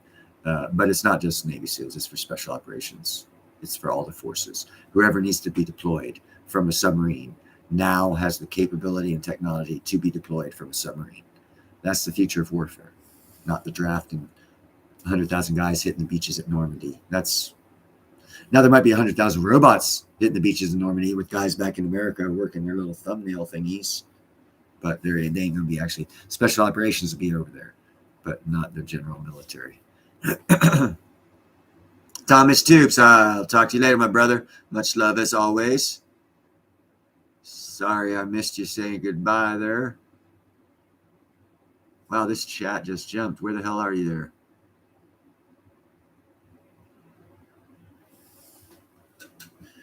Christopher Big. That's why in all my chats and not all my chats, on every chat I'm on, and even on the Economic Ninja, I put God bless America and everyone here. You need it. We'll need it. And we need to be kind, helpful, and grateful so that less people will need God's blessings and God can bestow them blessings through his willing servants, being kind, helpful, and grateful, and stopping the suffering of others. Wow, it's so simple. For those that can succeed, help others. It's not hard. It's really not hard to do the right thing. Unless you can't. And then just live a good life and show people by example. Clean up the neighborhood, chase away criminals. If you can't, financially help someone or give them a job or something like that. Do other things. Be kind, helpful, and grateful. It's better than being a jerk. That's for damn sure. Being a jerk, man, gets your heart going. It's just like, ain't worth it.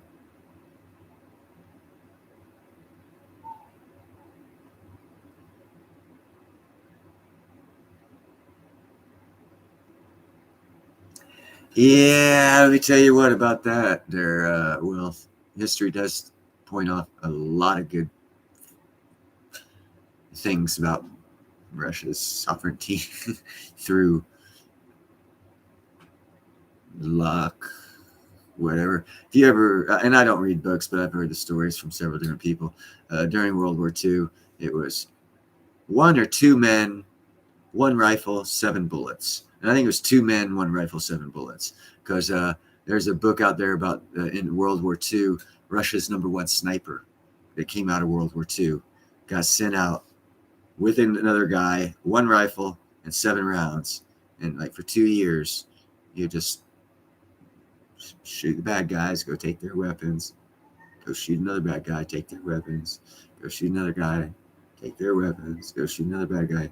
He was so infamous and known by the Germans, they actually put out a bounty for the death of that Russian sniper.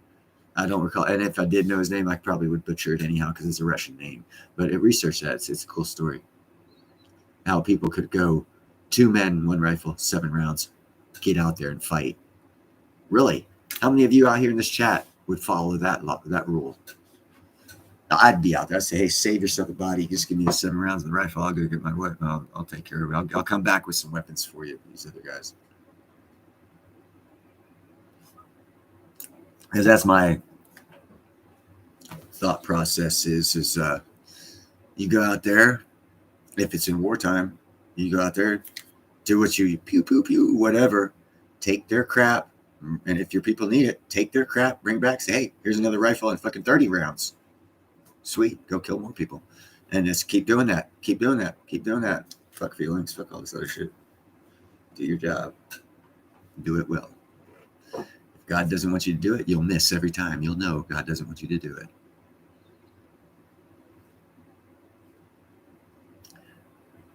Yeah, was it a woman? Okay, yeah. But I know one of the best snipers, there was 2 people, 1 rifle, 7 rounds. And they did take women, yes. And that's, I mean, equal rights for women. I mean, come on, Russia was first. Hey, there's a war going on. Equal rights, women, you go too. Yeah, women don't want equal rights, then do you, ladies? You don't want equal rights if you have to grab a gun. Hell, I don't want equal rights if you have to grab a gun. That's why I grabbed the gun. So you can scream your equal rights. I don't want you to have equal rights. You will not have equal rights because you're not going to go to war with us. We'll take care of that. Last mother thing I need to worry about is what's behind me. Is she okay?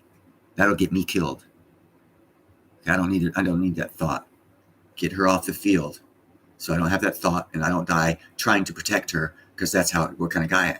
If she's gone, hey, I'll kill 10 people for her. Cool. I don't have to think about it. I don't have to get shot looking back, making sure someone's okay, which is naturally, psychologically what would happen. It's not masculine. It's not nothing. It's to care for others. And the man is stronger than the woman. That's why I can lift more weight than a woman my same height and same build.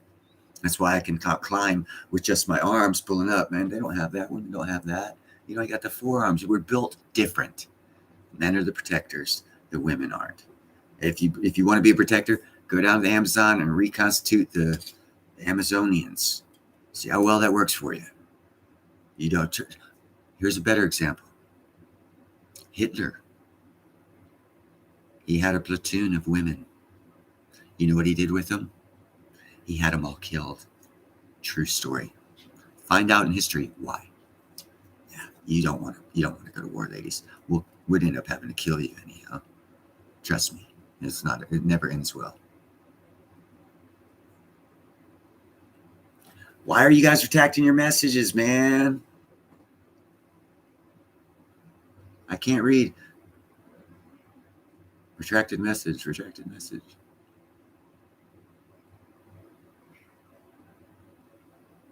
I feel pregnant.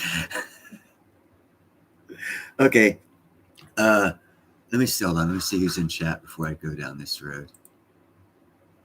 Okay. No women. Good. Okay. Shadowworks. I say this shit at work all the time. Hey guys, I'm pregnant with an elephant. I got it. Its trunk's out. You want to see it? They think about it like, oh, you motherfucker.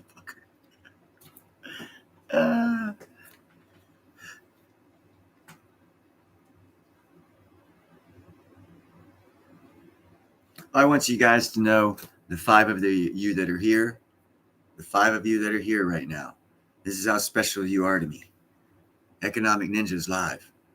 And I don't care because I got you guys here. And I say that because I'm his only moderator. I don't care. I got my friends here. We're talking.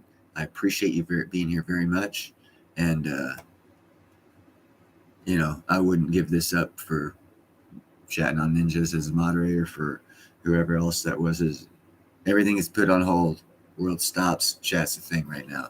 And you guys that actually cared to stay here and chat with me, I do appreciate it. Yeah, Shane. I mean, it's the kind of guy I am, dude. I can tell right now. I hope not this weekend coming up, but next weekend when I'm in Vegas, I'm hoping the only real thing I'm hoping for to get out of this. I mean, I hope I get a lot of shit, but the real one important thing is to make Ninja bust a nut laughing. And I hope to do it while he's doing a live stream. And I'm going to try my, not best, no. I'm going to give a slight effort to make that happen. So that means I'm going to be aware of where he's at. Once I find out he's there, I'm going to find out and be aware of where he's at. And I know where he likes doing his live streams, what settings and stuff like that. And I'm going to make myself available just in case he does come the way that I expect him to come or whatever the scenario at the time. And I'm going to do something that's going to make him bust a nut while he's doing his live stream. That's my goal for the whole Silver Symposium. To make Ninja bust a nut laughing while he's doing an instant live stream from the Silver Symposium. And then I want him to bust a nut laughing so bad, he's going to have to say, hold on, I got to recover from this shit. And give you guys a couple minute break from Ninja as he covers from his laughing.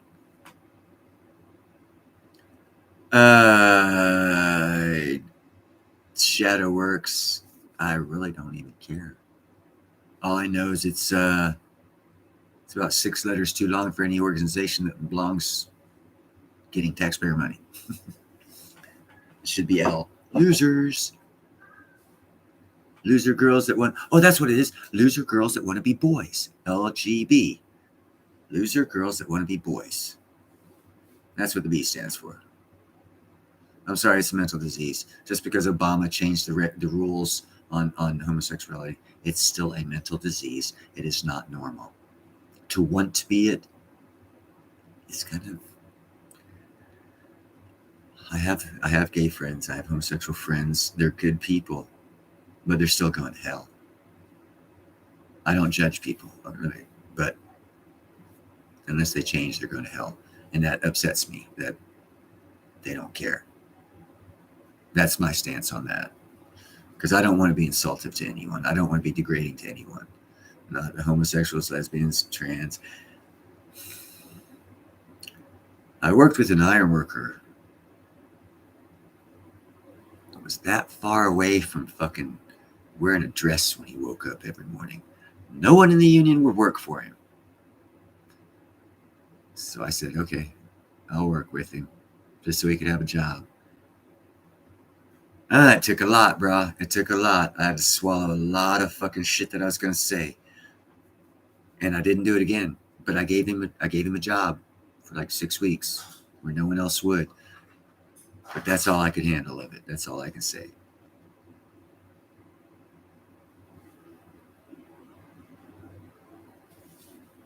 Well, thank you, Shadow.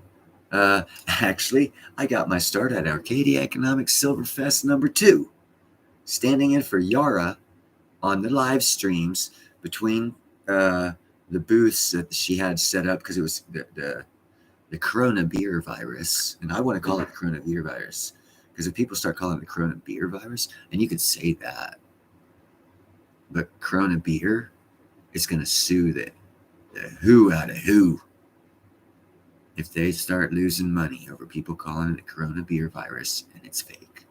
If it's fake. I'm not saying it is because I don't want to strike, but if it's fake, Corona beer will sue the hell out of the people that are giving them a bad name.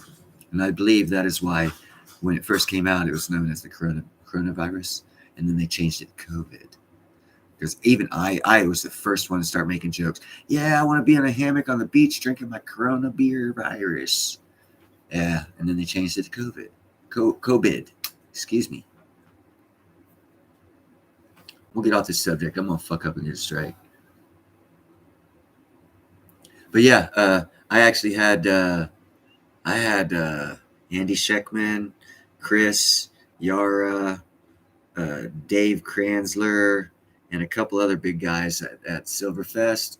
Yara, Chris got drunk. Yara had to go take care of him. It was in between booths, and I was on the live stream. And she said, "Could someone stand up and then just take over for me for a couple of minutes? I need to go take care of Chris." I was like, "No problem, Yara." And I hosted. I was the interim host for about 15 or 20 minutes. And she had come back after 5 minutes. And she sat there and just listened to me host her show, waiting for her to get the next booth set up for the next speaker, who I believe was Andy Scheckman. And yeah, so I actually was a improv host of Silverfest 2 live. That was kind of cool.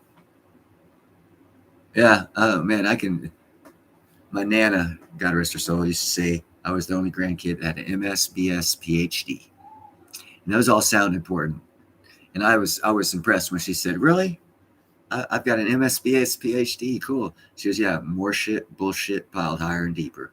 I was like, "Oh, Nana, oh, fucking pull the knife out of my fucking heart, girl."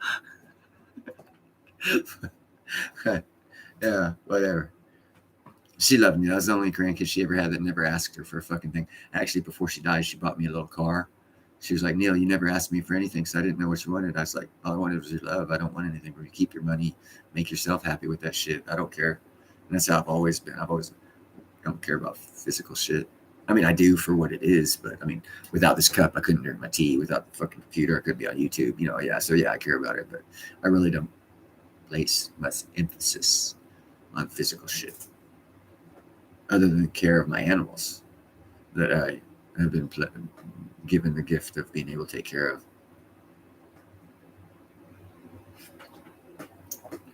Other than that, I don't know. I'm hoping this lightning crystal thing takes off. I still got to pay $9,000 for my extension ladder patent safety device. I'll be rich. I'm not concerned about that, laddie. I was not concerned about that, laddie. Do you hear me, boy? I was speaking to you in my Scottish voice. Yes, we are all God's children, and that's why you should be kind, helpful, and grateful. Not, and it's hard not to judge others. In general conversation, you'll say, "Well, yeah, he's this." No, check yourself frequently, very frequently, if you want to be a good person. Check yourself.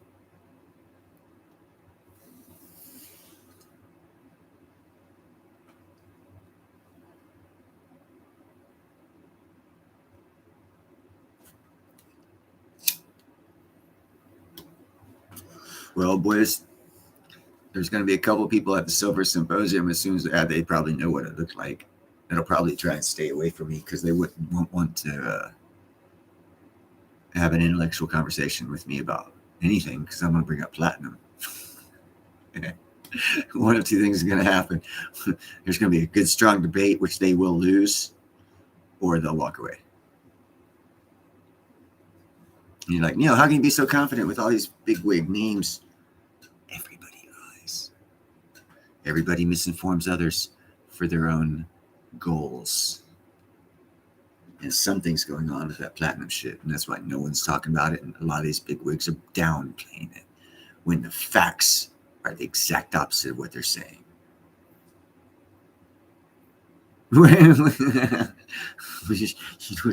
I'll let him know you want him to blink more. Oh shit, that's funny. Look at that. I got fucking 15 thumbs up. That's the most thumbs up I have had in a live stream in ever. And I lost somebody. There's only 3 of us here, dudes. Gerald, JM, and Shadow. Everyone else took off. Damn.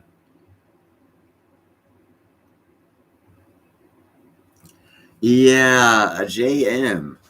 Let me tell you about this Rob. He's that Texas guy from Gold and Silver Pros.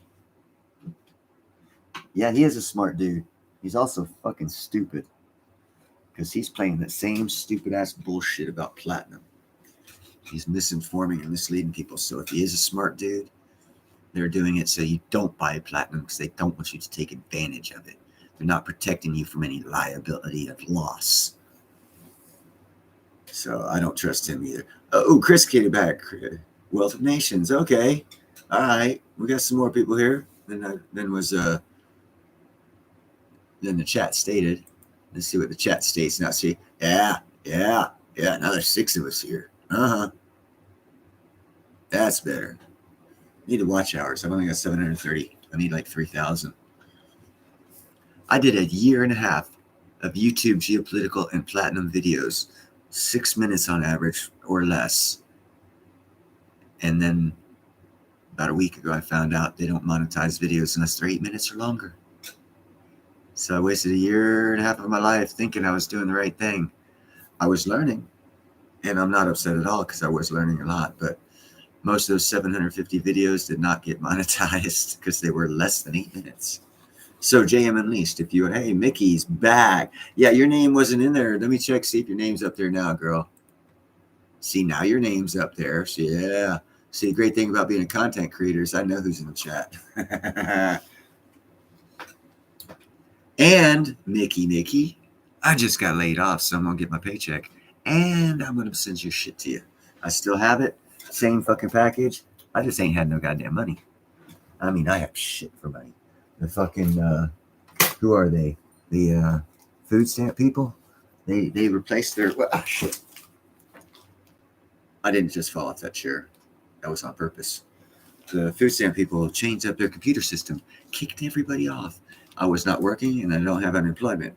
So I went 2 months without any money whatsoever. And that's why I didn't send you this. And this is what I'm sending you. It's not 1 1/4 ounce and 1/10 ounce. There's about 3 1/4 ounces in here. And about 8 or 10 1/10 ounce. Because it's taken so long. But my financial situation has been shite.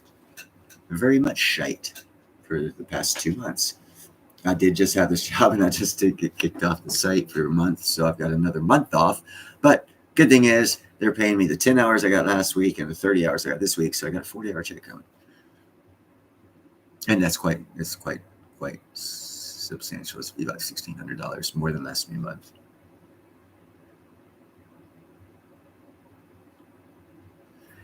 Yeah, I was so looking forward to fucking buying some platinum. Now I got to wait another month until I get this job again, until they can rehire me. And well, so since we're on the subject of that I got us on, I was working at C&H Sugar Factory just on the other side of the bridge, and the big boss man, my very first day, big boss man walks away, tells us what we need to do. There's this big old fucking piece of machinery, and it's got these like railroad tire, the steel tires. There's 2 of them on this big 6,000-pound fucking thing that we have to lift up in the air and stick a big 6-inch cotter pin through to attach it to this big fucker. And there's 8 of them, 4 on each side of this big son of a bitch. They expected it. 5 guys, 4 days. 5 guys, 4 days. They put me in charge the first day. It got done in 1 day. It got done Monday. Tuesday, we come out here to Muir Island. There's no work. They just kept us there for 10 hours to give us some hours. And they barbecued steak, freaking hamburgers, hot dogs, chicken for us because we did 1 week's work in 1 day that they put me in charge my first day. And then yesterday was Tuesday. That's when we had the barbecue. And then today, again, nothing to do with fucked around for 10 hours. They were just giving me hours because I did them such a great job. I made them like an extra $250,000 in savings in manpower, workman's comp, insurance, all this other shit. And typically what they do, I smoked a cigarette in the C&H factory in an area I wasn't supposed to. They got cameras. And the guy just called me today, my boss, after he let me off work, and we're supposed to go back over there. They're like, they're not letting you back on the site for 30 days because you were smoking a cigarette where you weren't supposed to. He goes, but it's a good thing. He goes, everyone else who did this, they would never let them back on a job site, but they seen how much shit you got done. So they're only suspending you from the job site for 30 days. So I got 30 days off for smoking a cigarette in the wrong spot. But I did it because I made him $250,000 my first day. Actually, second day. First day on the job, we were at the other end. Second day was Monday. Third day was yesterday. Fourth day, I got laid off. And I won't be working again for another 30 days.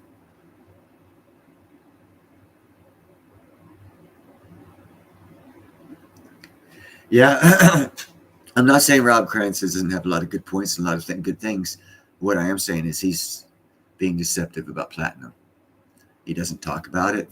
And when he does talk about it, He says the same bullshit that everyone else says, and it's not often that he talks about it. He actually had a few super chats. He didn't even acknowledge he got a super chat because it was asking him to talk about platinum. And I know the guy who sent the super chat because we called afterwards. He was like, "Did you see that? Motherfucker didn't even answer me on my super chat." Gave him $5 to ask him a question. He didn't even acknowledge that he's sending the $5 in super chat. So something's going on with him and platinum as well. But whatever, we'll find out one day. But and I shit you not, people. They're spending hundreds of millions of dollars to come up with new technologies and robots to send into outer space to mine. There's a company called Astroforge. They launched their first rocket in April. Their second rocket will be this November. And they'll have everything up in space that they need to start constructing everything they need to mine the moon or an asteroid, whichever they're going for. And their company main objective is to get platinum. Do you need any other indicator of how valuable it's going to be? Again, they're not going up there for gold. They're not going up there for silver. They're not going up there for anything else. They're going up there specifically to bring down platinum. Specifically. And they're wasting hundreds of millions of dollars and creating new technologies and a new industry to get that platinum down to earth. That's how valuable it is. The price does not suggest its true value, that it actually is money's being spent on to make happen. That will change soon, and it'll change fast. Soon, a year or two. Fast, double the price of gold most easily. Just saying. You need to really get yourself some. If it's a 10th ounce for $130, that's only 5 ounces of silver. Think about it. It'd be well worth it.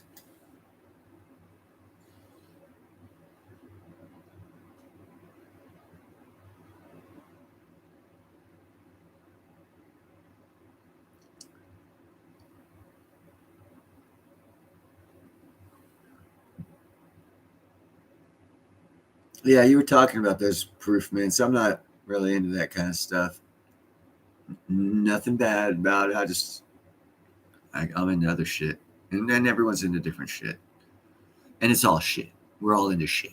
None of it's good shit. None of it's bad shit. It's just all shit. So if anyone gets hurt about me saying their shit's shit, my shit's shit too. And I like saying the word shit a lot, I guess.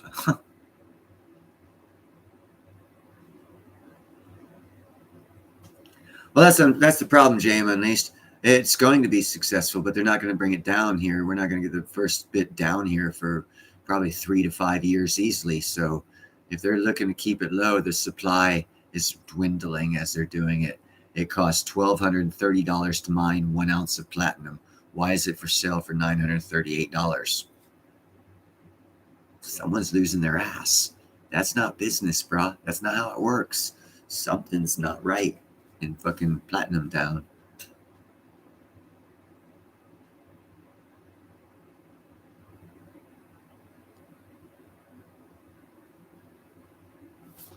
Yeah.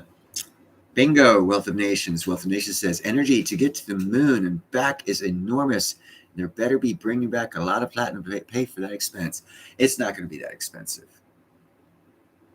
And Wealth of Nations is like, you're a dumbass. It costs a lot. Okay, yeah, it does right now. But they discovered hydrogen-3, water, and oxygen on the moon. You know what that makes? Rocket fuel. All you need is to get out there. Coming back, it's going to be free fill up. Free fill up, because the cost to manufacture that shit in outer space without any regulation whatsoever is about 1/20th the price of doing it here on Earth. So what you want to do is not come back to Earth, but you want to send a module back to Earth just jettison it out in our general direction and let it come down on a parachute after you refine it and all. Make sure all the space debris that you don't want in our atmosphere is out of it through the refining process, and then send it back using the helium and hydrogen and oxygen and water to make your hydrogen cell fill up with whatever, however much is needed to give it that blast. I had a 10% of the Earth's gravity, and it's a lot cheaper to launch off of the moon than it is, about 90% to 95% cheaper to launch from the moon to here than from here to the moon. And here's a Benny. If you send back 2 modules, one with rocket fuel, your next trip in outer space from here to the Earth just got 95% cheaper too. You should have me as a businessman. I'll make you money.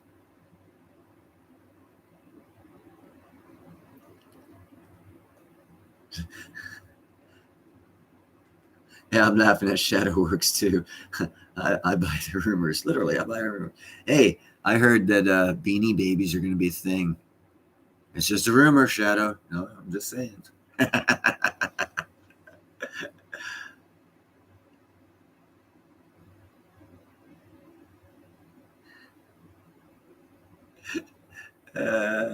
That's funny.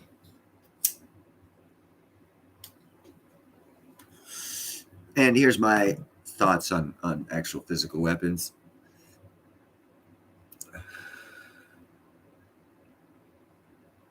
You only need one. Just don't keep it. Upgrade. If you're going to use it, upgrade. What that means is right back there, I have a 6-round pump action shotgun. Shit hits the fan and people come around and start being stupid.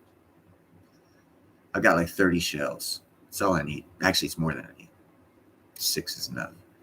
And I'll have handguns, submachine guns, and whatever the fuck else they come at me with. Because after I use my weapon, rightfully so, I will consume those items that they were going to use against me, which will increase my arsenal. And that's how you do it. Don't buy it. Take it when you need it. Off of a person who wanted to use it on you. So you feel better about getting it. Which means you need to be smart on tactics and good at accuracy at shooting whatever one you're starting out with. Because it won't be the one you're ending with. Yes, that's Gandalf. Where are you meowing at me from? You little curse. Oh, there he is. He's in the window. He's so dark I couldn't see him. He's right back here. Here, I'll get a light. Oh shit, I don't have a light.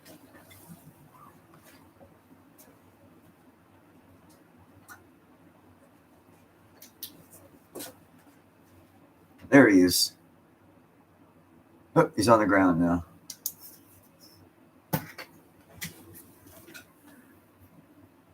Helium-3, yes, ShadowWorks. They discovered helium-3 on the moon. They also discovered water and ice. And that combination of that shit gives you rocket fuel. And like I just discussed, launching from a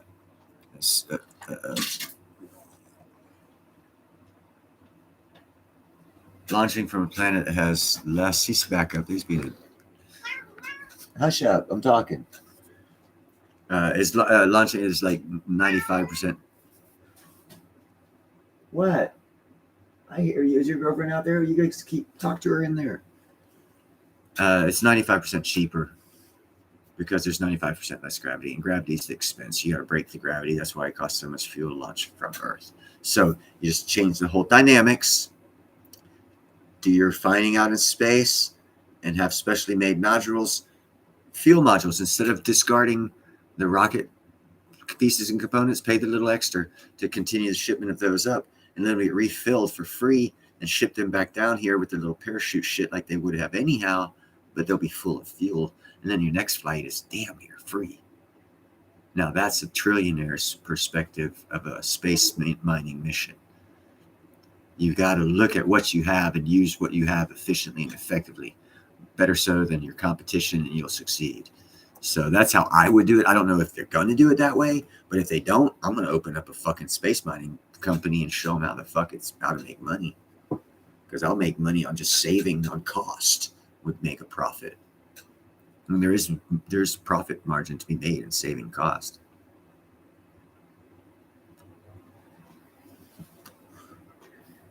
You go, Shadow.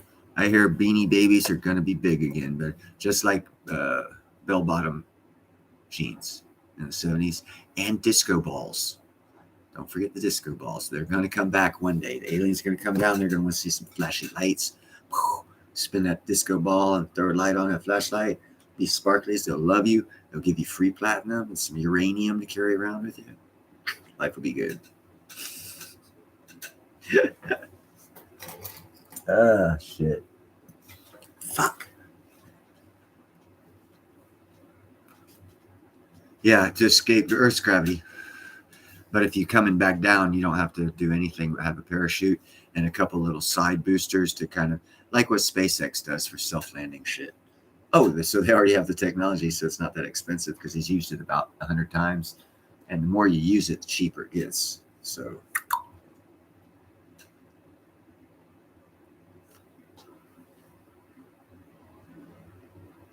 dude, I was actually a stacker before I was a precious metal stacker, and I didn't even realize it. But a friend of mine and I, before we retired, had a competition on Hot Wheels, brand new Hot Wheels, in the box. Don't open the box. I got like 2 years worth of all the newest I've got a couple duplicates, but I've probably got like 1,000 Hot Wheels in the boxes from about 10 years ago. Another 10, 15, 20 years in the box. That's like having Darth Vader set from 1977 in the box. Worth a couple $1,000 it is. Cost you about 15 when it was new. But that's neither hither nor thither. But it is a stacking thing. And so I had a stacking mentality. I wanted to get into something that would be valuable later. And that's kind of like what silver and platinum is. You get into it now, it's something later. So I had that mindset already. And I bet most of us already had that mindset in one form or fashion. Yeah. That's the great thing about it. Wealth of Nations, they already have the heat shields on them because as those rockets go up, they release. Like when we had the shuttle program, they had those 2 extra rockets that released in the upper atmosphere. You can see they were glowing red. They had heat shields, and then they just fell to Earth. And Elon Musk came along, and instead of falling to Earth, they actually re-guide themselves back and they reuse them, thus making space launches actually about 90% cheaper than they were 10 years ago.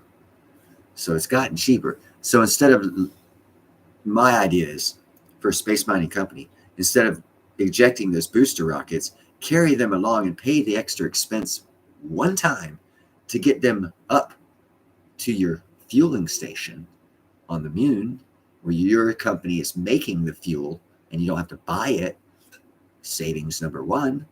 Savings number two is you fill it up and launch it because it's 95% cheaper to launch from the moon than it is here on Earth. Savings number two. And then they come down because they didn't have to use all the fuel to get through the Earth's gravity. All they're doing is falling back into it. We have the technology for that. There, it's built in. So you're sending back filled rockets for your next launch, so you don't have to pay for the fuel here on Earth. So therefore, your launch program is now profitable, and it doesn't cost you money. That is the successful business. It just, the shit needs to be built. That's all. Build it, they will come. Yeah. Once one person does it, every space mining company, anyone going to space will do that to make money off of launches. Because if you're making money on the launch, everything you do after that is extra profit. Holy shit, are you going to be rich? And I just explained how you do it.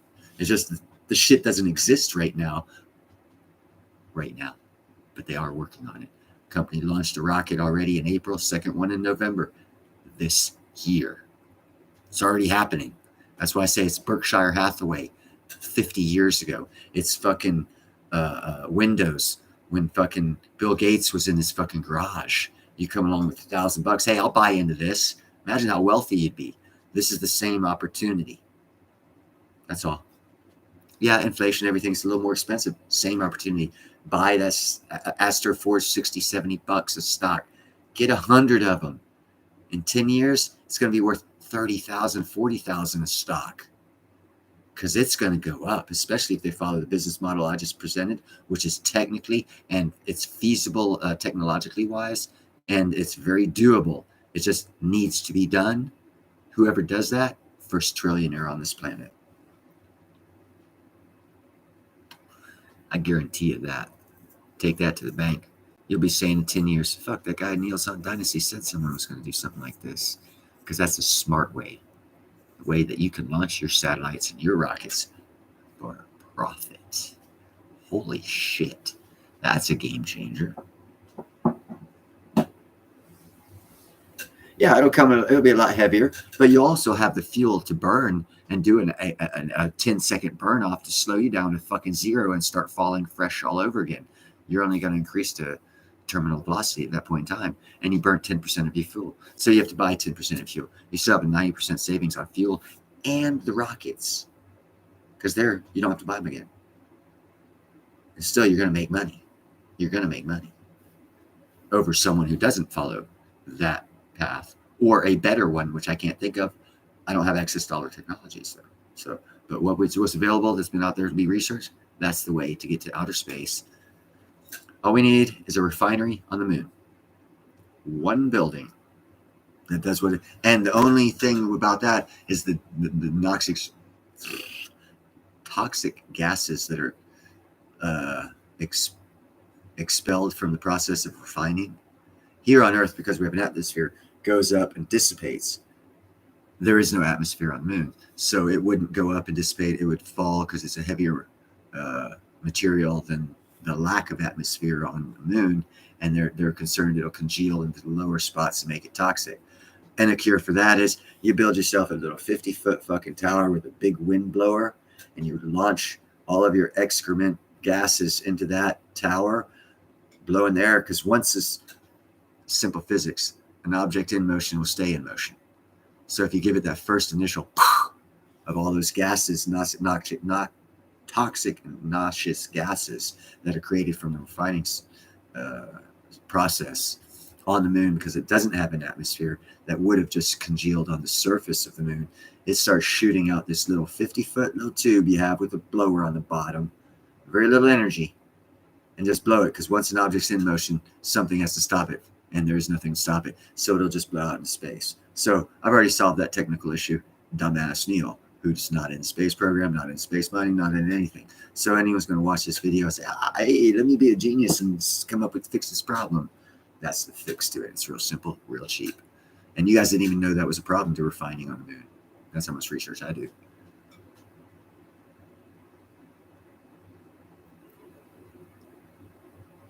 Yeah, old shit like that, man. Do you know how much an Atari in good condition's worth? Genesis? Was that before Atari? I can't remember the very first one came out. Those games, dude, fucking mint dollar if you have them in good condition.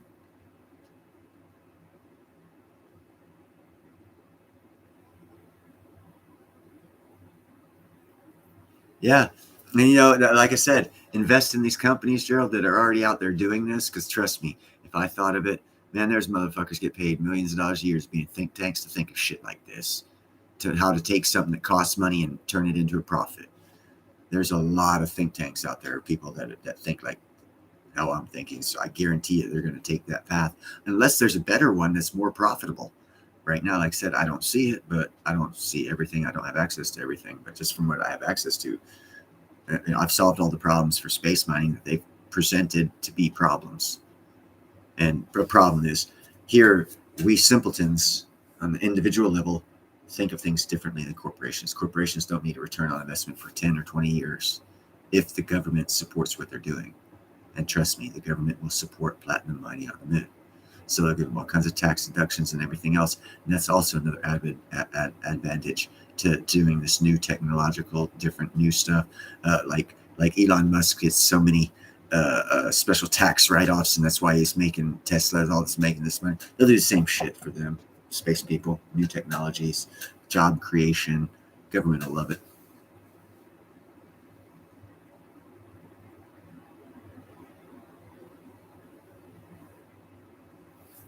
Yeah, Shadow. There's all kinds of technology that out there right now that, and it depends on the payload you want to send up there.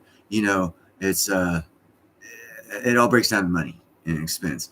And if you can show a viable reason to pay more for the first launch because you'll get it back on the second, companies will go for it in a heartbeat because they understand longer term investments. That's why the electric company's still in power. That's why the railroad people are still in power. They've been in power since the 1800s. They control the railroads. They control the electric lines. They control the phone lines. These people are still in power. These companies are still in power because they control that shit. So whoever's in controls the refinery on the moon, fuck mining. Money's going to be in refining. Or you can invest in a mining company, which I am also going to do. You know, but there's several great opportunities right now. It's a great time in history. One of two things is going to happen. We're going to advance our society after some troubles, turmoils, maybe a war, who knows. And then we'll advance them, or we're going to go back to the Stone Ages. I don't see a happy medium. Shit's gone too far. Let me catch up on chat here. What's see, Wealth of Nations on the space shuttle. The only thing that had heat shield was lower, and yeah, no, underneath, because when the shuttle came down, the whole bottom side, that black shit, that's one of the things that supposedly came off that blew up that one shuttle as it was launching, and there was a couple others that came down. They lost some heat shields on the bottom because they had to configure from being this way in outer space, and then they came down. They'd have to turn like this and put that black heat shield on the shuttle, and that's why you see the red on the bottom. Those were plates, ceramic, I think, some sort of a special ceramic, about 3 inches thick, 6x6 plates that they special glued on. And after every launch, they'd check each one, replace the ones that had been overheated or whatnot.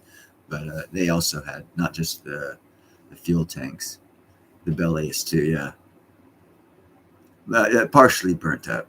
It depended. Not all of them did, but yes, some of them did.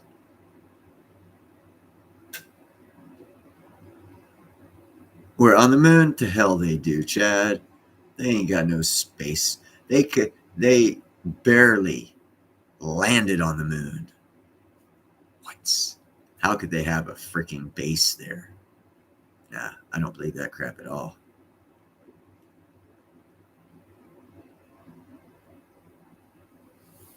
Yeah, no, I don't give China that much credit. And Chad, seriously, you need to watch all my videos that have bricks as a thumbnail, or the paper dragon, or the actual picture of China on it as a thumbnail. No, they don't have anything on the dark side. They launched one rocket, it landed, they had a little rover do some experimenting, and it came back, and that's all they've done. They do not have the money or the technology to do any more than that, to go any further than that. They haven't even launched a human into space. So how could they have a space? How could they have a base? They don't every part of their technology they stole from America. They're 20 years behind us. How could they jump 10 years ahead of us just because people want them to?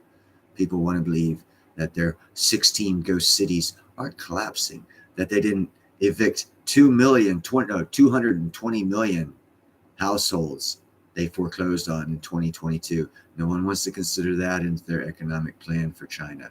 No one wants to understand that their weapons that they sell, they're no longer selling because 1/3 of them are defective. Also did a video on that. China is a paper dragon. They are running on it. And even if they weren't, Z, whatever the hell his name is, has killed off anyone who possibly could take total control of the CCP. If he were to die, they would fall apart because they don't have no leadership. He's already assassinated them all. That's the problem with being a dictator, communist dictator. If you kill all your subordinates, no one's going to have the power. Now, if no one has the power, let's look in history. When great leaders died, didn't it start wars in that country with its own countrymen to take power? That's how the Chinese war is going to start, the World War. It's going to start in China, fighting each other for power because Z is hated. Hell, their defense minister, he's just assassinated and he's been missing for like 3 months now. And then they replaced him and no one talks about him. They have some ambassador before that disappeared. 2 of their billionaires disappeared. Man, you can't just keep disappearing people before other people say, fuck, he's going to disappear me. Let's get together and fuck him over. That's just how it works. And that's what he's doing. And I think he should know that he's going to get taken out pretty soon by his own fucking people. But we'll wait and see when that happens. But trust me, it's happened in history and it will happen again.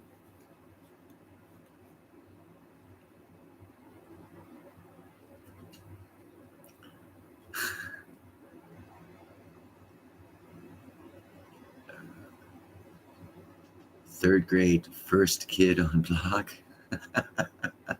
That's funny, Mickey.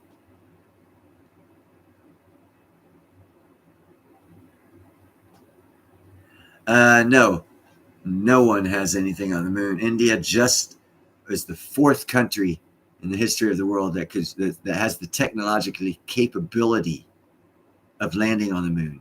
Israel failed. Japan failed. It's Russia, India, China. Oh, wow. Brain fart. There's one other country. Only 4 countries have landed. 2 of those countries just landed their first mission on the moon. And you got to research this, guys, and just not say, oh, well, they did it. The complications of landing on the moon are catastrophic. Once you do it, you got the calculations down. You can expand off that. Israel wasn't smart enough to do it. Theirs crashed into the moon as it was trying to land because they got their calculations wrong. Japan, same thing. And one other country tried it. Same thing. They were technologically not advanced enough to land a satellite on the moon. How could they fucking have a base? I don't know. Yeah, maybe the aliens came down there with the anti-grav devices, which, by the way, Navy already patented 4 years ago, an anti-gravity device.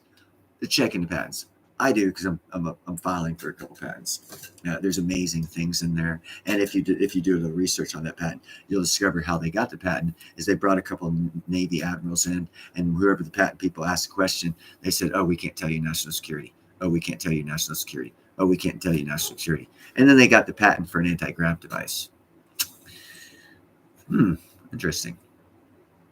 National security, they couldn't tell. So that's one of 2 things. They're lying up their ass, trying to fake people out. Or just as always, like the internet, the military is going to turn it over to civilian use and allow a Bill Gates to make all the money off of it, which is indeed the history of the internet. It used to belong to the Army's intelligence corps. And then once they got something better than the World Wide Web, they turned it over to Bill Gates to come up with something that everyone could access that wasn't so cryptic and fucking firewall this, firewall for military use. They dumbed it down for civilian use because they can control us on it. That's a long-term game of control as well.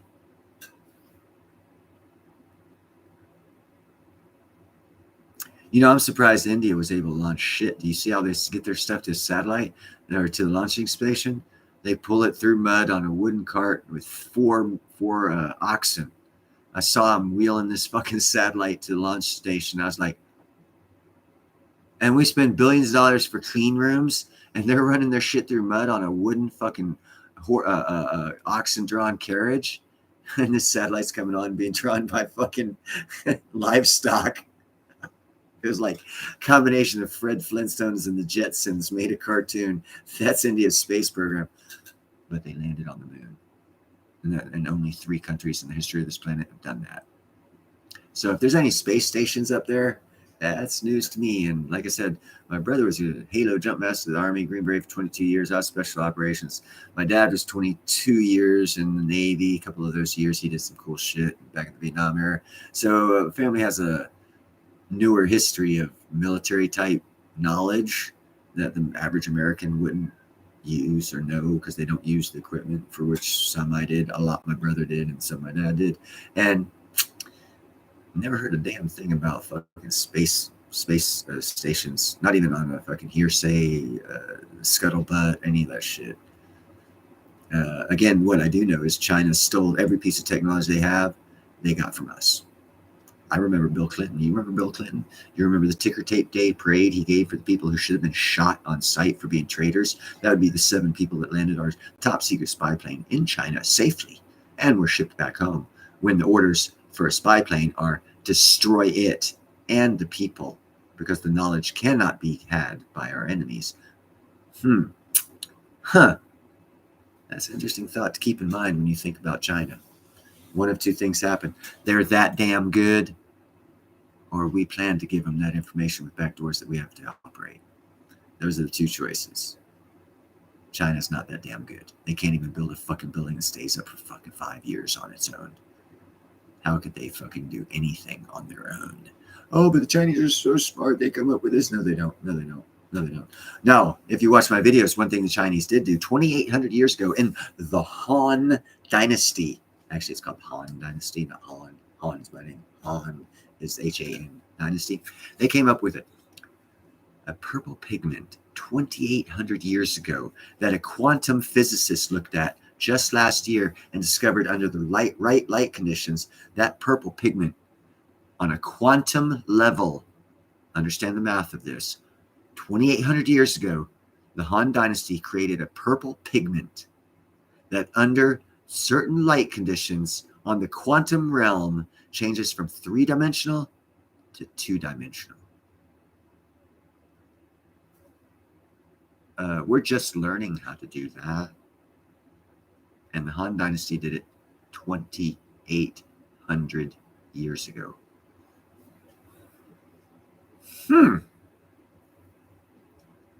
That's some freaky shit. Quantum painting. To this day, we cannot replicate that version of the purple pigment that they made 2,800 years ago. I challenge you to research it. Watch my video. It's got more information on it. It's the thumbnail of the map thumbnail is it's a map of China with the Han Dynasty marked out in like a reddish color and the rest of China. Come on. Oh, hey, look at that. We have ourselves we had a visitor. Gandalf made a jump through. But yeah, that was some cool shit. 2,800 years ago, they made quantum purple pigment. Can't do that today. They can't even do it today. But I just want to say it was the Han, not Neil's Han Dynasty, but the Han Dynasty. I came along 2,800 years later. I'm going to capitalize off their success, as any entrepreneur would. Yeah, I made purple. Yeah.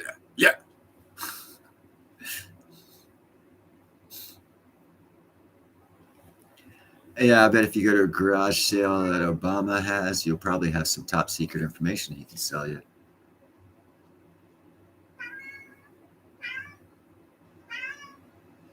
Yeah, everyone's got plans for base there. Unfortunately, it's illegal. Chad Wolfenstein. Hold on, wait.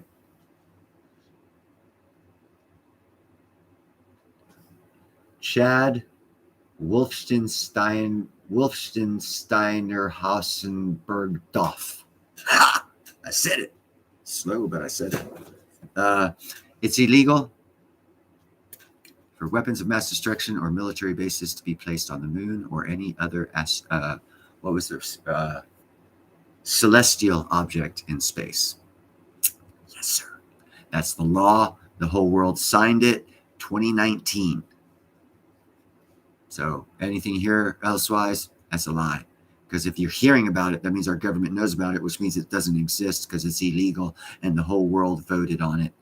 What you got to look at, oh man, fuck, I wish I had this information readily available. I'm so unorganized. I will try and get that information. It's a world organization back in 1969, came up with the laws on who owns the moon, and the whole world got together and said no one can claim ownership of the moon.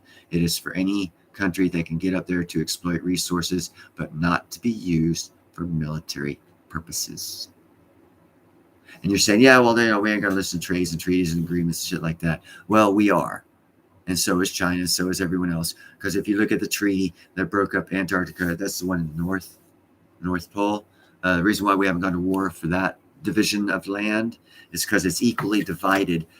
Again, world came together, made this law. They didn't want a war. So they said, here's Antarctica on the top of the fucking globe. Every country that has land base access to it gets divided up by them by percentages going in pie shapes. Russia, Alaska, Canada. That's why Trump wanted to buy fucking Iceland from Denmark, because it's got 20%, and he who owns it owns the Arctic, that percentage of the Arctic, and that was acceptable, not for there to be not a war over who owns the Antarctic. So there are world laws out there that people don't talk about. Doesn't mean they don't exist. And one of them is the World Space Type Organization. Again, I don't have it up on my fucking. I wasn't prepared for this question, but hey, is Salty Monkey here? Hey, what's up, Salty Monkey? But anyhow, yeah, there's no military bases, no spy bases on the moon. It's illegal by world decree of all the world leaders in 2019 that got together and signed that declaration, along with who owns and how to own celestial objects, as is asteroids, not other planets, but asteroids. You can own asteroids and comets. Then the deal that they came up with on that to legally own it is you get a beacon, you have it placed on your little comet or your little asteroid. It does its little scientific thing, sends back the information of which asteroid it is, and it goes on the list of you own it. And that's how you own shit in space, and that is the law. Yeah, no one knows about space law, but there is space law, and the whole world's governments agreed to it. And no one talked about it. Bigger than G20. It happens. Sorry, you're now informed.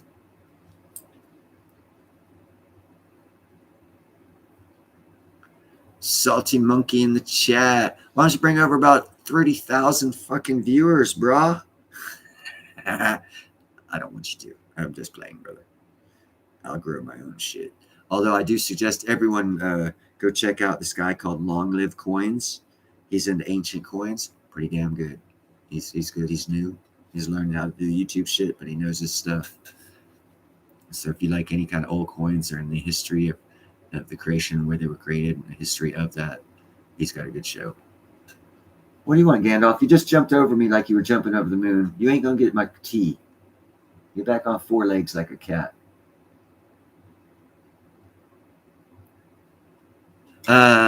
No, right offhand, I do not remember the Dark Mission. It was Greenland, not Iceland. Okay, thank you, Salty Monkey. Again, it has a small effect on genius minds too. Actually, sometimes a big effect. This new shit that I got. Boy, howdy, I'm gonna have a live stream on this. I won't even remember y'all's fucking names when I'm looking at them. That's how good that shit's gonna be.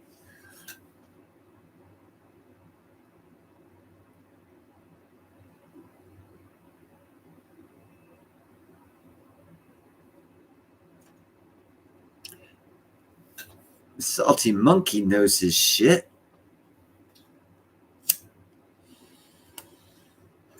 And on a couple of my live streams, I mentioned a lot of our problems here in the future are going to be because of trade and treaty re-signing and agreements.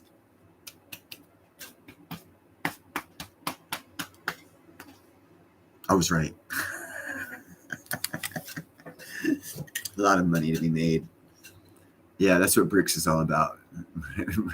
BRICS is fucking shit up as far as trades and treaties go, dude. No one seems to want to talk about that, but it's got great financial advantage, very much so. As you find out, India inducted a South African conference or something in the G20.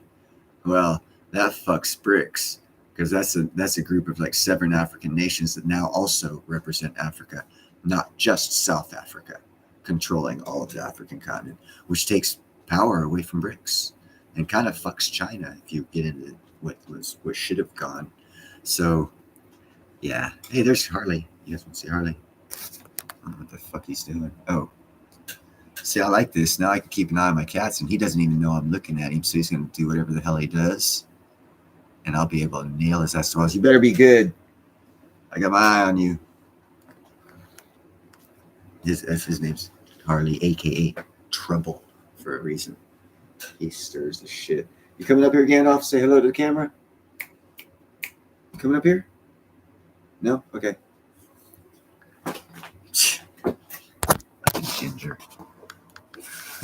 Come on, girl. Come on. Get up here. Ah, now you know whose tail you're going to see over my right shoulder going crazy. And my babies. But yeah, invest in space mining, man. Do research on space mining and platinum mining, space mining companies. I have a very, very strong feeling that's where the next Berkshire Hathaway type long-term high pay return on investment will be. For not for permanently, because they are going to mine platinum there, and they're going to bring a shitload down. Not all at once, though. They're going to wait till the price gets very fucking high, and they're going to trickle it down at that high price. But eventually, they'll trickle down to where we have more than enough trickling down, because other companies are going to be getting in on it because of the high price. We'll have 5, 4, 3 main companies that are bringing down platinum. A slow trickle space to keep the price high, but eventually the supply of platinum will make it the same as gold. So you have a 20-year time period to make your money on it, maybe 30. And then it's going to be pew pew, something else. Hopefully I'll be around to let you know what it'll be.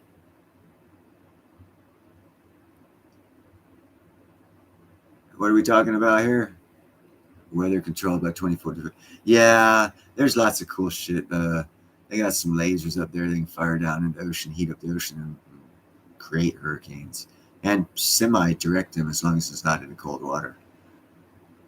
Because you can't heat up cold water with the laser. Not enough to keep a hurricane going. You can do it in warm waters because it's easier. Temperature change from 5-degree temperature change is easier to achieve than a 50-degree temperature change in the ocean. I mean, actually, I'm really not sure that that's possible, because if you really think about it, you'd have to concentrate that laser for quite some time to warm up the ocean a couple of degrees to cause a hurricane. But they say it's possible. Hey, what's up, Yip Nickel?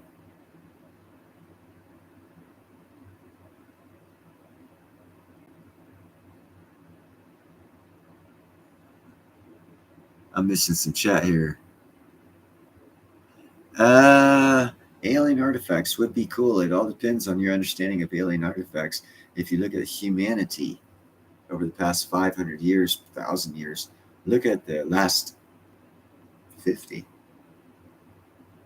at the technological advances made, never before in history made in such a quick time.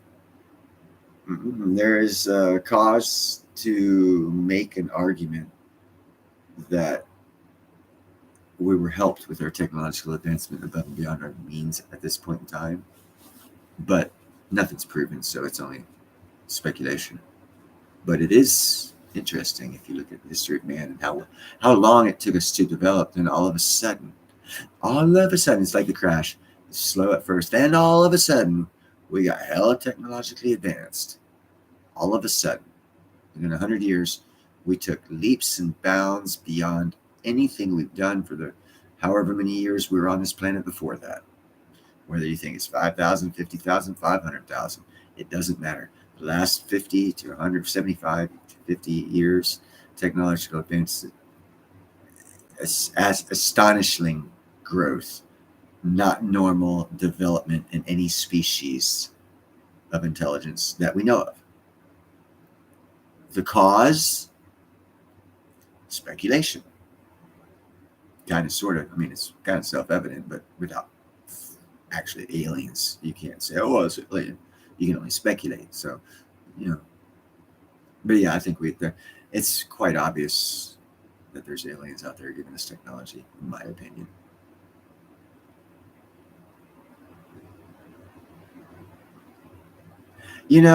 Wealth of Nations.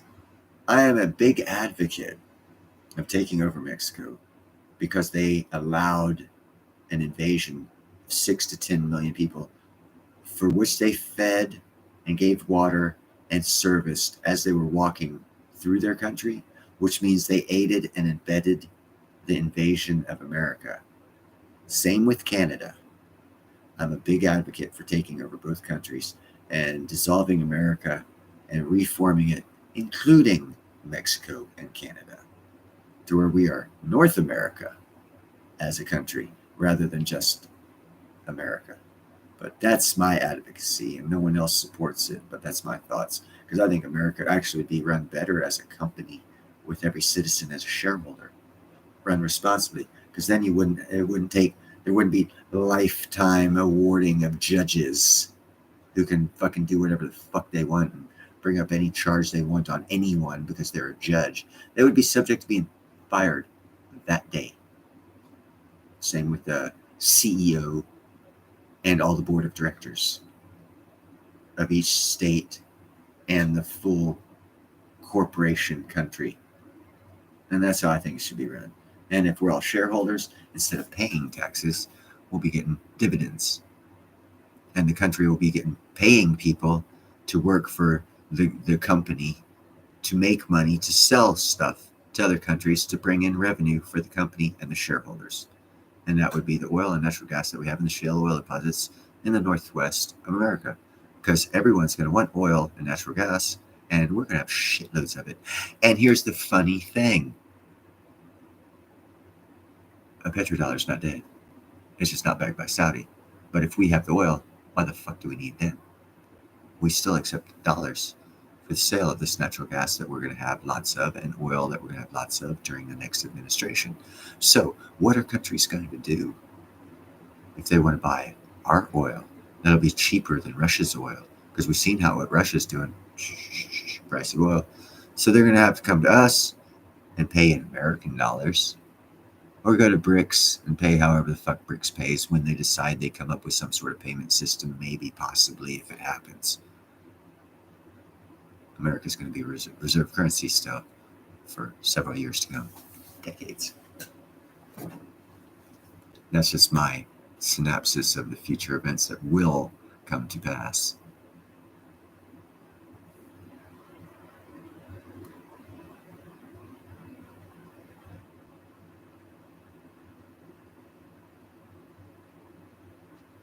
Yeah, and as I said, I think we should take over Mexico. They're a bunch of fucking punk ass bitches, fucking running drugs through our country and stealing women from other countries and bringing them in here. This is disgusting. That whole fucking society needs to be cleaned. You want to know what happened to the Aztecs? Look at Mexico. How long do you think it survived without a fucking civilized country next to it? And they didn't have a civilized country, so they disappeared. Apparently, the attitude of the people down there is the same over generations. Corruption, crime, human torture, selling drugs. This goes on and on forever.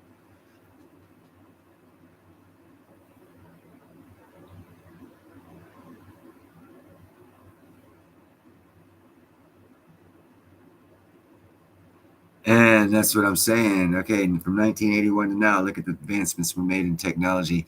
Then go back 2,000 years and take, of those 2,000 years, take 1,900 of those years and see how much advancements we made in those 1,900 years compared to the last 60. And I think you'll find that 95% of all technological advancements were made in the last 80 years of that 2,000-year history. That's just not normal on any kind of fucking evolutionist, whatever scaling you want to do. It's something else going on there to cause that. That's all I'm saying. What? I don't know, but there's something.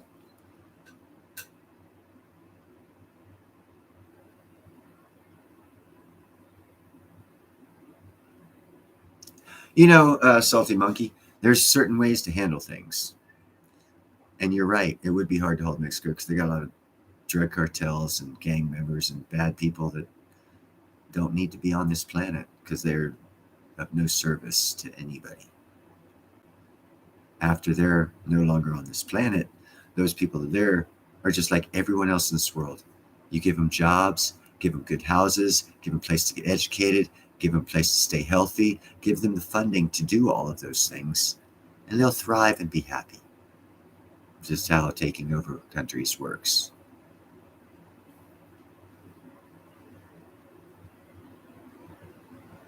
Oh, don't blame autocorrect. You know you fucked up on purpose, Salty. I like it. And you guys ought to try this. Word, any word, First letter and last letter, keep the same and jumble them. Jumble the middle letters. And do that in a sentence with every word. Now, on 3-letter words, it ain't gonna work. 2-letter words ain't gonna work. 4-letter words, it'll work a little bit. 5, 6, 7-letter words, you can really jumble up the shit and do a whole sentence that way, and you will still be able to read it as long as the first letter and the last letter stay the same. It's amazing how the human mind works. You don't even know how it works, and it works. It's amazing. I do it all the time. There was this chick. The fuck was her name?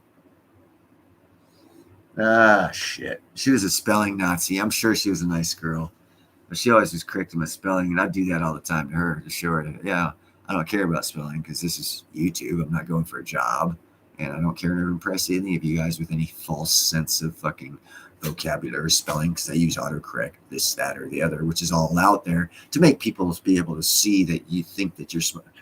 I failed English. So I'm proud of it. I failed English. I don't care. But I know enough to be able to misspell every damn word in a sentence and still get the point across to you. So am I stupid? Who knows? You know, all I have to say, Nickel and Mickey, is it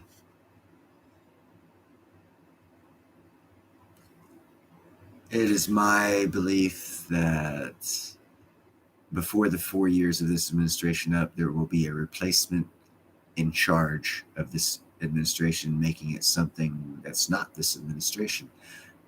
And that's kind of sort of all I can say without getting a strike on YouTube. So that I'll just keep it at that.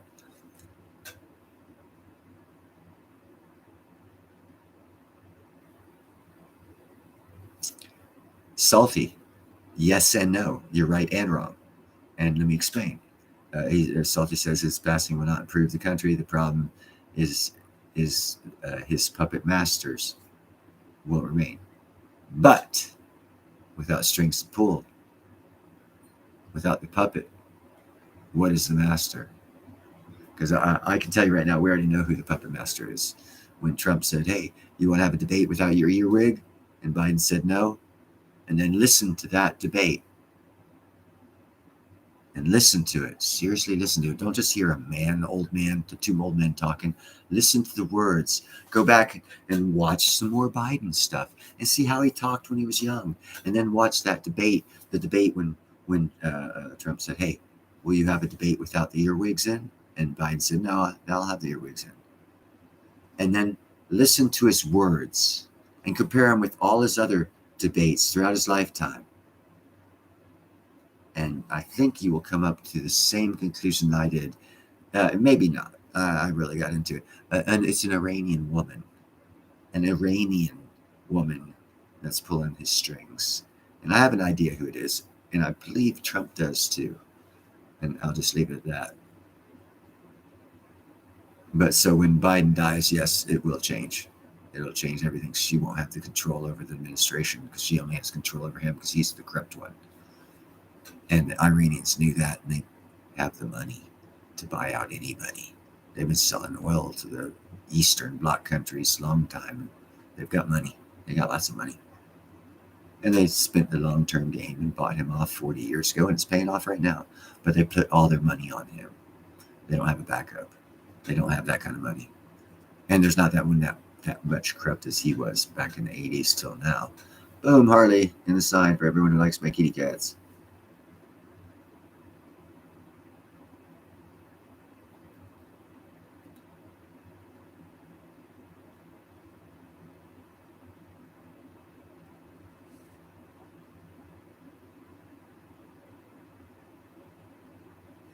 I don't even think we'd have to do that. I think their own people of the government would take them out in Canada.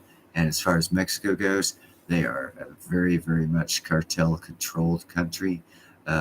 You bust one of the cartels using the same techniques that the American government's using on the American people. Turn that weapon on the cartels, and you will have so much information on every politician. Just like here in America, all the corrupt ones, you have all the information on them, and you can get them out of office, and taking over that country would be easy. But now in Guatemala, they had a problem with the Mexican gangs in M13 and N14, I think is what there's Hispanic gangs. They went with a no gang policy, and I think in Guatemala or Nicaragua or Ecuador or one of those smaller countries. And in one night, they added 10,000 people to that small country's jail cells. That's how many fucking gang members were in that country. And it's a small country, too. So they have massive control. And if you take out all the bad guys, a lot of things bad stop. The only problem was, and retribution, it was El Salvador, thank you, Gerald.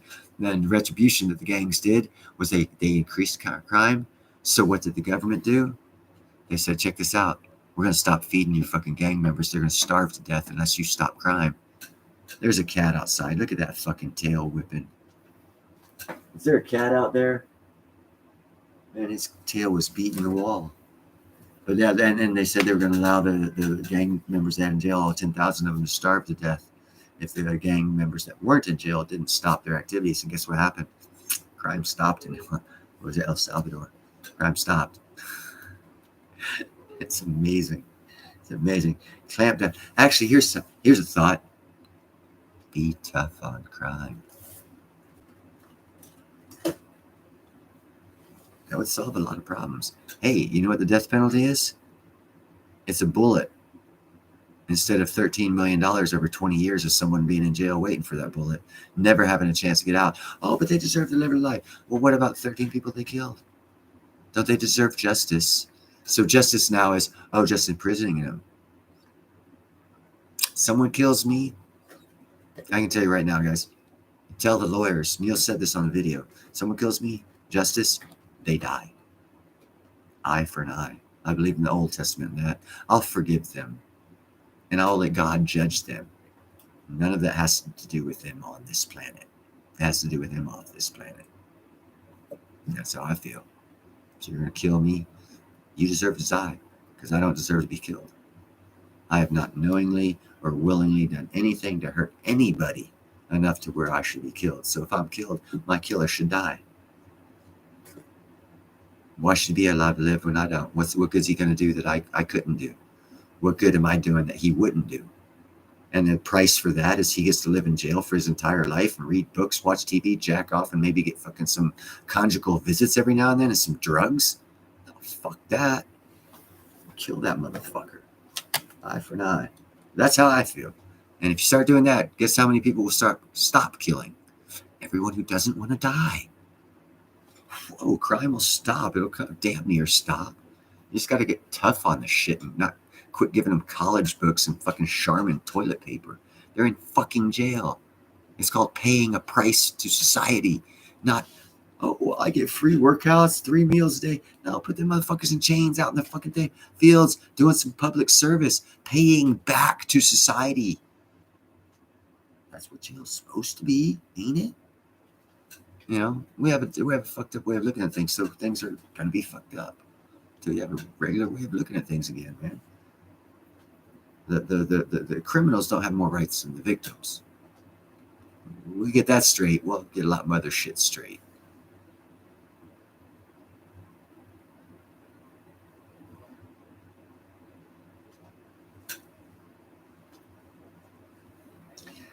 Salty.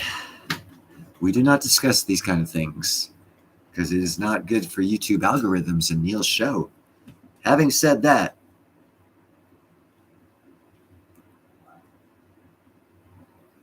it'll come. It'll come. Patience. It's a virtue, and it pays off. It's like the young bull, the old bull, both at the top of the hill. With all the cows in the pasture downstairs. The young bull looks at the old bull and says, hey, let's run down there and fuck one. Old bull looks at him and says, why? We can walk down. Fuck them all. Perception. Gotta know when to walk and when to run. Now, as Kenny Rogers says, you never count at a table. Never count your money at the table until you're leaving out the door. That's when you count your money. MS-13, yes, that's the ones I was talking about, Shadow. And there's another one, an N14 or something, there's two Hispanic gangs in the California area that came from Central and South America. I know Norteñas, N13, the Norteñas, that's who they are.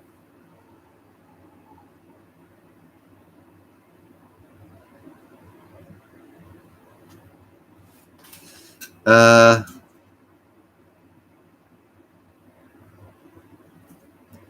huh.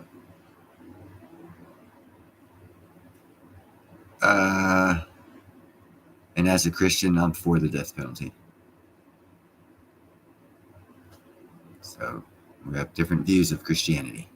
I worship God. I know my soul is saved. And I also know that bad people don't get better if you reward them for bad deeds. The only thing that changes those bad deeds and does any kind of righteousness to those whose bad deeds were done to them, whether it be taking of a child or a mother or a father who will never be with them again, is to at least have that person replace the one they took, so that it doesn't change the livelihood or direction of the livelihood of the children of the one that was taken. And that's where my concern is as a Christian, not with the killer, but with the family of the killed and the devastation for generations that one sick act occurred and caused. And that's my viewpoint. And I respect everyone else's viewpoint. Christianity, religion is personal. God talks to you, talks to you, talks to you, and talks to me. He doesn't talk to all of us the same, because not all of us see him the same. Not all of us are advanced or not as advanced in the knowing of Christ and what he wants. We're all from kindergarten to college level of understanding. And we all have our own paths to get to the end. We all will get there, no matter what our beliefs are, as long as you believe. So little trivial things as death penalty or no death penalty. As far as death penalty goes, America fucking murders people daily. We drop bombs in Ukraine. Our bombs, our taxpayer dollars, our money is killing people. So we're murderers by proxy in reality. So we got to wrap our hands around things, and we need to stop the killing. Stop the killers. If you want them to live, well, we should have special tax and have a national voting. Those people that support the death penalty don't have to pay for the people to be in prison. Those that don't support the death penalty have to pay for those people to be in prison. And I bet you once it comes out of your pocket, you'll change your mind. But as long as everyone's paying for it, it's all good, because it's not that much to anyone in particular. And I think the family's victims ought to get like 1,000, 10,000 times the votes of anyone else, because they're the victims, not us, not the killer. The victims should be the ones who determine what happens, not us. Because there's a lot of people that aren't Christians out there, and they have that right to.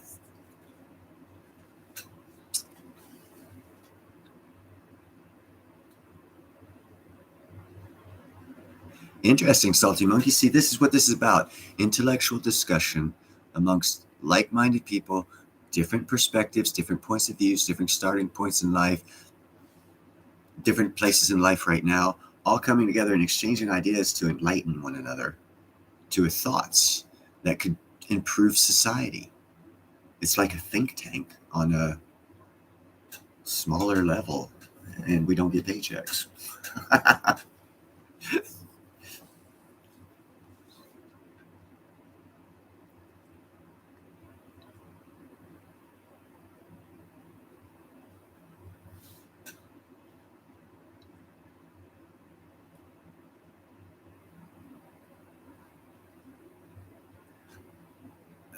Has no one got any of those karaoke things? Michael, or Steve-O, or JM. No, JM's here. JM, you want to start singing for us? You just type it in, since I don't know how to do the fucking other shit to bring people in. I will learn one day. Just not today. I think state rights should supersede federal rights, except for in constitutional matters, but that's kind of sort of already the way it's supposed to work, and it's not. So yeah, we need to work on some shit. And states' rights, except for in constitutional matters. Thank you, Mickey. And that's how actually you come to consensus and a better life and understanding of life and reality of living that life in a society of others, is through a discussion. So that way everybody can come to a conclusion, and the mass of that conclusion should be the consensus. And it should be a thoughtful process. Not just, oh, ding, ding, ding, A, B, A, B, A, B. No. Read the fucking shit, study it, understand it, and put down your opinion. Yes, no, whatever. People don't take time to do that shit.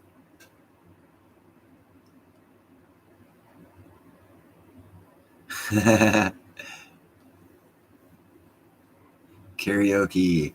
Kenny Rogers, the gambler. Right on.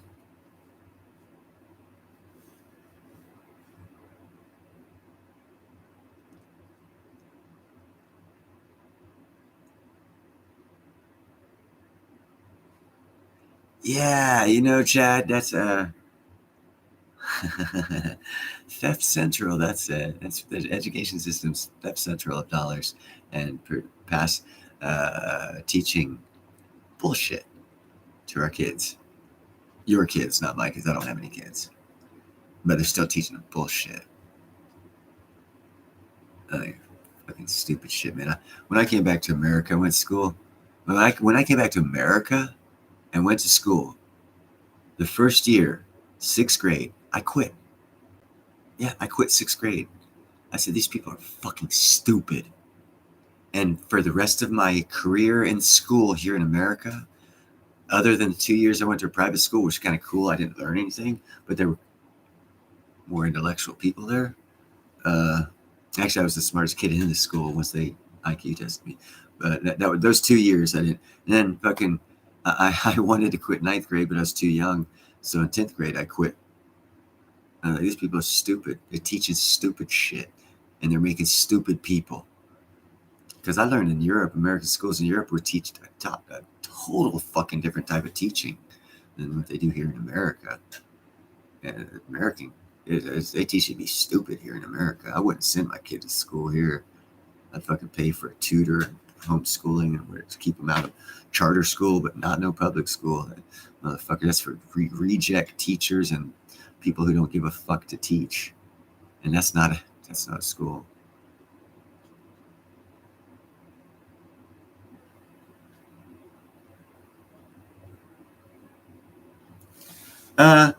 Nickel stacking. What are you looking to do?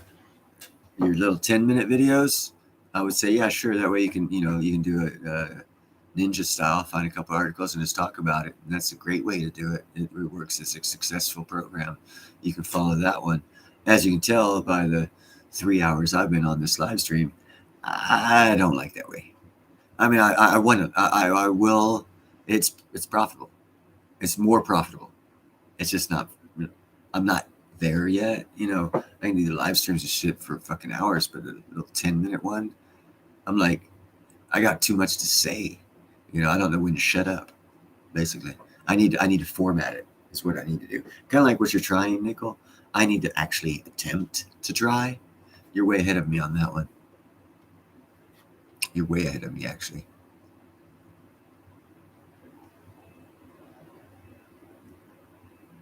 Yeah, open dialogue. That's why, I didn't have nothing to say about platinum. I knew I was going to talk a little bit about it because I was a little upset by the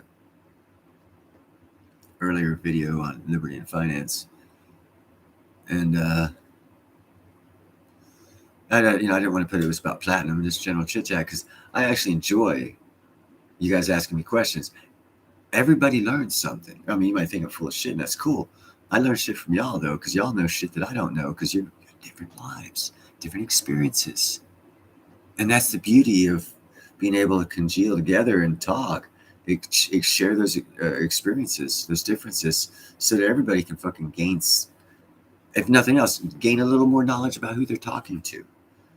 And at best case scenario, learn a little bit more knowledge about something that they can make money on. Fucking both excellent things. I see no negative in staying on long. I mean, there was a point in time here, like right now, we have, holy shit, 1, 2, 3, 4, 5, 6, 7, 8. We're down to 3 people. Now we're up to 8 because the time schedule of different people in different time zones don't accommodate everybody at the same time. So if you stay on a longer stream, you get more open discussion on more subject matters. If you want to keep a short 10-minute and only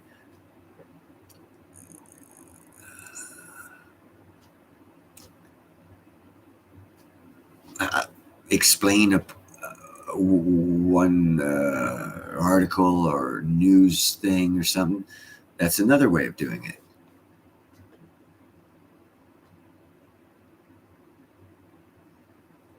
Hey, Nickel, that's quite all right. I actually got a 5% discount on my Vegas fucking hotel next weekend because I'm 55.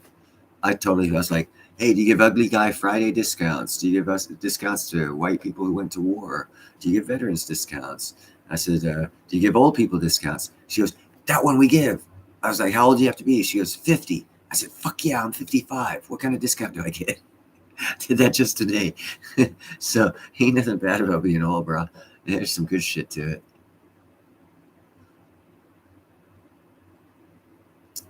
I like to. I was told, let's see, I was 16, so almost 40 years ago. At the time, she was a beautiful, younger woman. I was 16. She was probably 27, 28. Long black hair, named Holly. She was my friend's mom's best friend. And how can I say this? I procured homegrown cigarette tobacco, and I procured some pretty good shit, and they liked it. So, and PJ Thatch, Admiral Thatch's daughter-in-law, for those World War II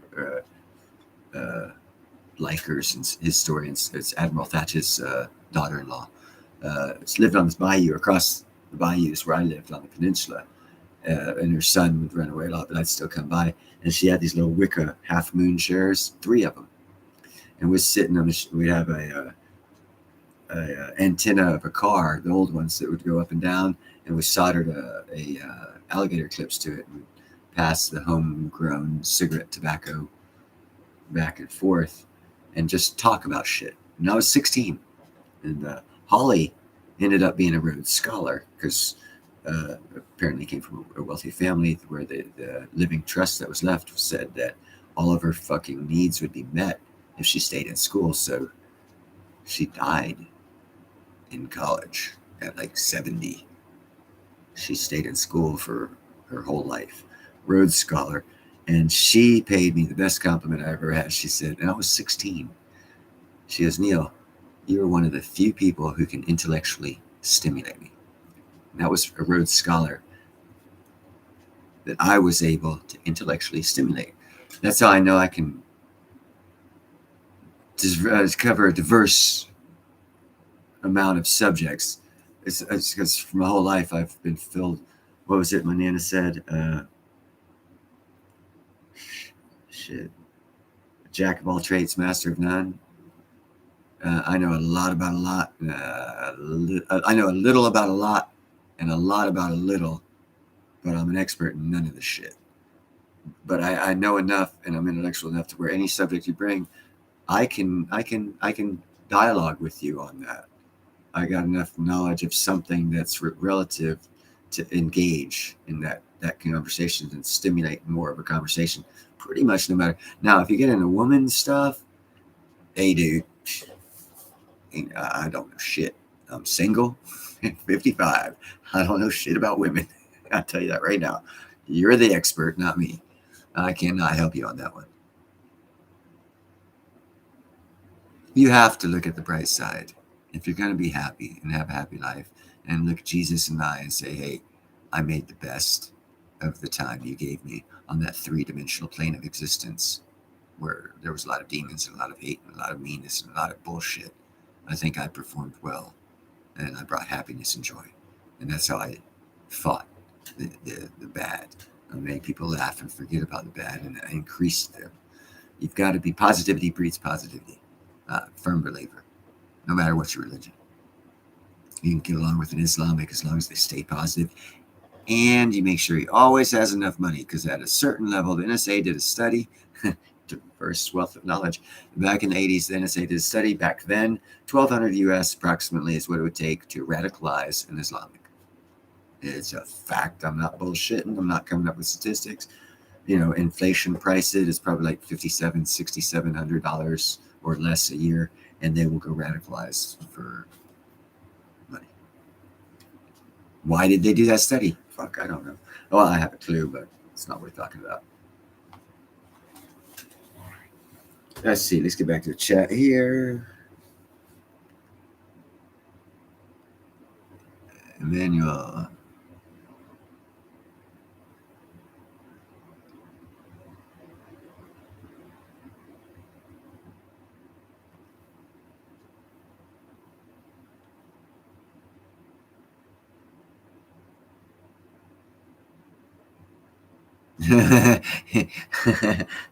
Yeah. Yes, Shadow. I'm actually working both sides. I'm going to shorts, and I'm doing 3,000 viewing hours because that's why I've got my shit separated on the playlist.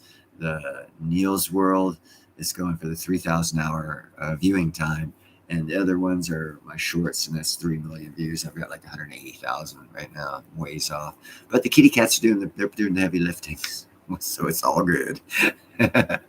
All I got to do is film their antics.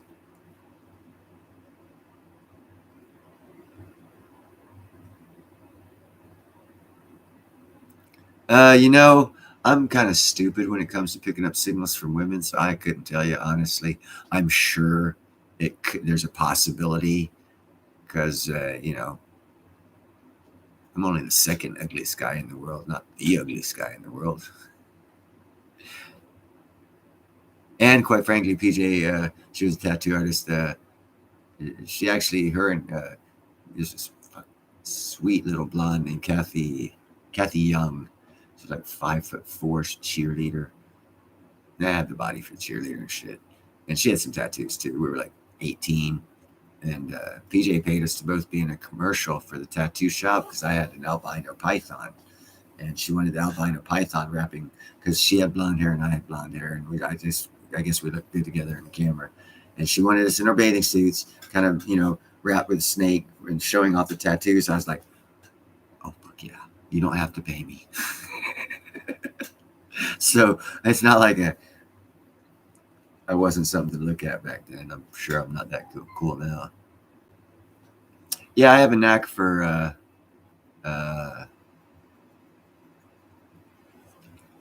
simplifying explanation so that people can understand more complex issues.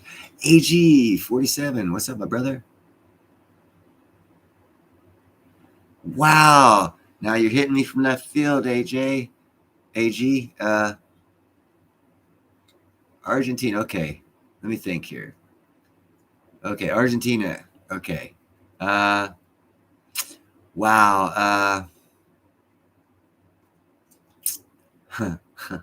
Now I'll start off with this. Okay, and this is help you guys understand my wealth of knowledge. Okay, Argentina. You're the first one to ever bring this up on my live stream. I will tell you, this is what I think about Argentina. Check out where all the German U-boats disappeared to after World War II. And yeah, that whole country's still kind of that way. So whoever the fucking wannabe president is, I see him.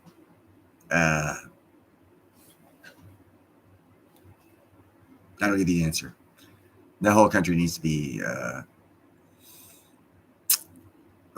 Here's another thing. I'm trying to keep this right where I don't get a strike. The Mossad spent a lot of time in Argentina picking up World War II German Nazi war criminals. And I'll leave it at that.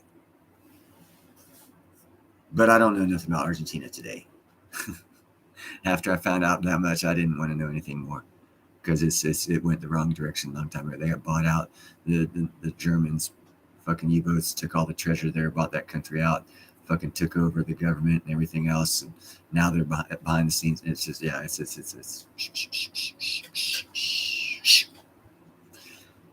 it's where the bad guys went to retire after World War II. And if it was good enough then for them, it's not good enough still for me. I was trying to be polite. But yeah, I don't know too much other than that.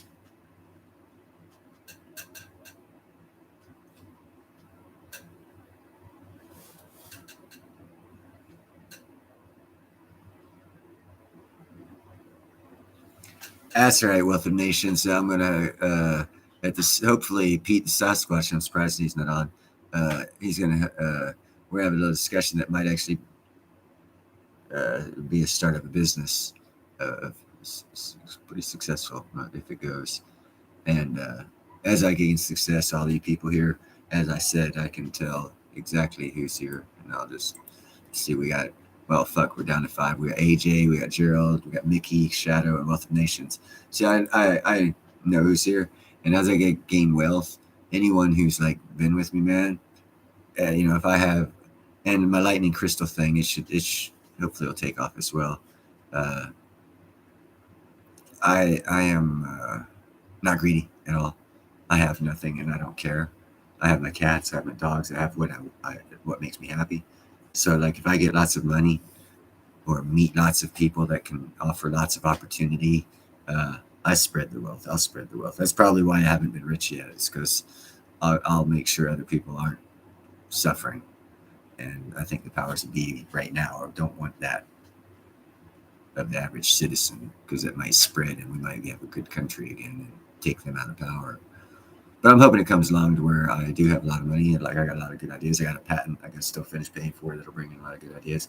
And like I said, I'd like to get that 100-acre place. So if any of you guys ever fucking don't have a place to live, fucking buy a $120,000 two-bedroom fucking prefab wooden home, wooden log home. Put it somewhere on the property. Fucking solar, well, septic. Stay there for free as long as you want.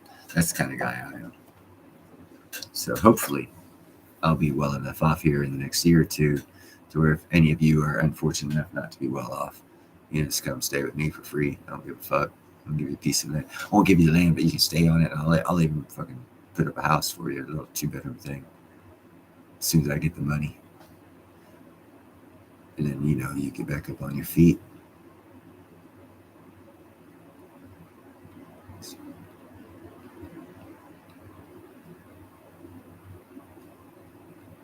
Magnetic magnetohydro blah blah blah blah magnetohydrodynamics. I've heard of that, and I've actually studied a little bit of it. The other one, electrohydrodynamics, I have not heard of. The magnetic, I've always been into not into, but I've tried to stay on top of knowledge of what the magnetic force could do for flight and possibly inertial dampening along with flight, and there's a lot there to research and study. The electrohydrodynamics, I can imagine how it might work just by the name, but I really have no clue. None whatsoever. And I ain't going to pretend I do. I mean, I could break down the name, the meaning of the different words that make up that name, but I would be bullshitting you. I don't care to waste my time bullshitting people. I'd like to learn since it's up there. If you have some information, that'd be cool, but I don't know much about the electrohydrodynamics. Magnohydrodynamics, I do know about a little bit about. I've done a little research. There's Dixie Chick. Dixie Chick. Give me the tail. She's like, what you doing? Grab my tail, Dad.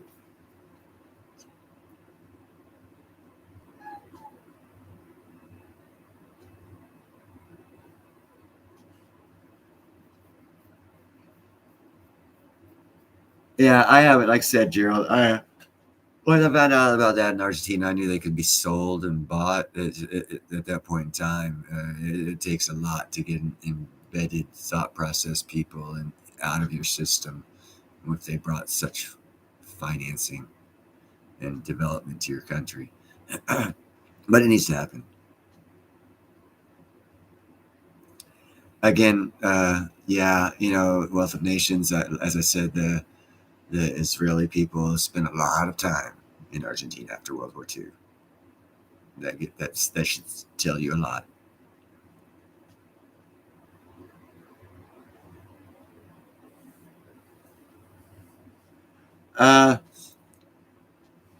I'm thinking electric, wind, and a biodiesel, hydrogen hybrid engine for like a generator type thing to keep the battery technology fully charged, and you have yourself one hell of a lowest maintenance boats you could have.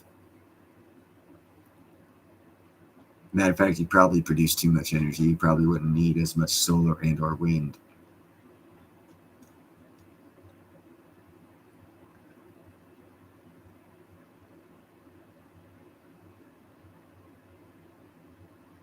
Who are you talking about there, Shadow? Scooby Doo. Will you do it for 2 Scooby stacks? Salty monkey. We were talking shit about you. Go away so we keep talking shit, man. Oh, damn. Steak and potatoes. That's like a staple. Yeah, exactly. Well, lucky.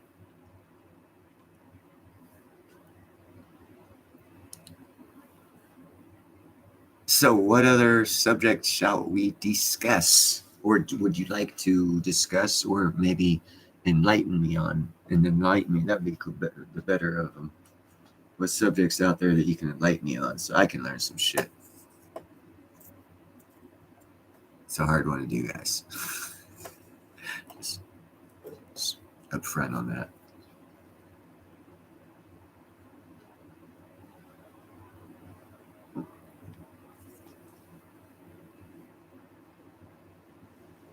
Why not, Nickel? Patent them and sell them.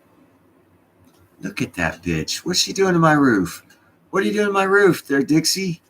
She's fucking sniffing my roof. What the hell could be up there?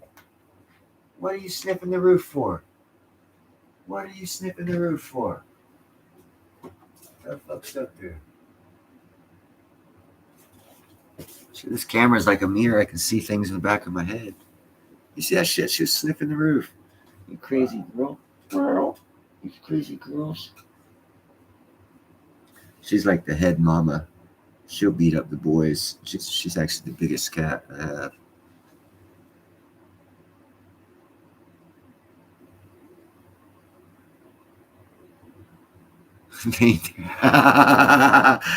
Let me time you out, Wealth of Nations. Telling me, I love that shit. Do you like that shit, Dixie Dix? Yeah, you like it. You're a good girl. She's a good girl. Sounds like a good girl, Daddy. That's a good girl, Daddy. But she never jumps on my lap.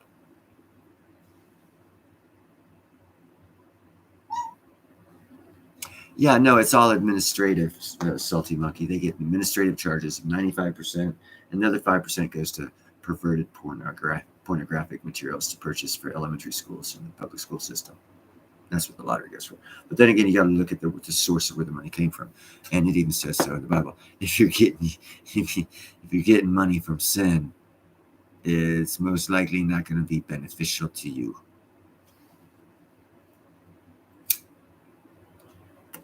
don't know if y'all ever heard me say this, but that's what, it's like good money, bad money. I don't want bad money. I've given up lots. I've so many opportunities I've looked at. So yeah, it'll make money, but I don't want to have any part of it. Because to make money and destroy someone else's life in doing so, if that brings you happiness, you're a sick son of a bitch. Money's not that important. Right deals got to come along. Right things got to come along where you ain't going to screw anybody to get that money. Before it'll be good money and you'll live a good life by getting it. Sweet, Salty Monkey. You got a strong school board that didn't sell out. And that's a good thing. Damn, man. For being so smart, why do I keep fucking myself out of work? I'm a dumbass. It's all right. Everything's meant to happen. This happens. Or everything happens for a reason.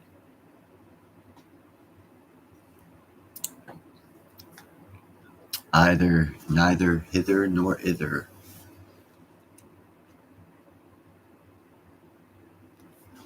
What?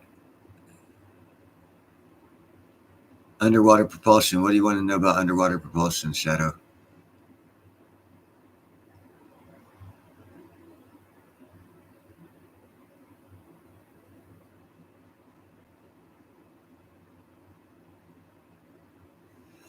See, the problem is with that, Gerald, is you're never going to get rid of money. Everybody who loves the crypto thing, cool. I have no issue with it. One day we will get there. But as long as you want a money system that disenfranchises a majority of people, it's going to be unsuccessful. And what do I mean by that? How many of them have smartphones? How many of them have cell service down there? How many of them can connect to the internet to use that digital shit? Hell, we don't even have that here in America. We have so many homeless people. You think a homeless person's going to carry around $1,000 phone? Really? Or do you think he'll sell it to get some food and not have access to digital money? Just saying facts. So for digital to work, we got to get rid of a lot of social problems first. And no one wants to consider that. They just want the profit margin from their investment. And they give logical explanations for why it should, while discounting factual shit that will negate it. Yes, people will make money. Those that aren't will make money. Will it last forever? Hell no, not until everybody's involved, like they are with the American dollar. Everyone's got the American dollar. Even the homeless person can hold on to $1, but they can't hold on to $1,000 cell phone and all their access codes and points when you have so many druggies and so many fucking criminals around them looking to take it. And there's no security in digital crypto because it's unregulated, so people can steal it all willy-nilly. So why the fuck would you want to get into it if you're already homeless? You come up with some good answers for that, and digital currency will make it. But every good answer you have, I'll tear apart with reality. But it will eventually. It will. We will have digital currency eventually, just not now. And people who are into it now will still make money. But check this shit out. How will they make their money? By converting it to fiat. Just like gold, silver, houses, oil, corn, and everything else. But it's not money. And it's not going to be used as money. But you can make money off of it. Hey, Rick Rule says platinum's not money. Well, no, he's wrong, but hey, you can make money off of it. So it's not money, but it creates it out of thin air. No. So it is an asset that has value. Asset. Crypto's not an asset. It's a thought and a program that is a value, but it's not an asset, in my opinion. And I don't even think FedCoin is an asset, and they fucking know it. And here's something else about crypto, you crypto people, that you need to consider. Have you ever considered a state government using a cryptocurrency to give a certain population $5 million of cryptocurrency because of your certain color? All you got to do is vote for it. Really? Holy shit. So now you're going to get a minority of the people to all vote for a law that'll give them $5 million and not cost me a penny in tax. What is that? That's a digital currency. And what that is modern day slavery. Make sure you're pushing the right thing, because people will use it for bad intentions. And the worst intention of all is telling motherfuckers, oh, because of the color of your skin, we're going to give you $5 million reparations. Just vote for the law.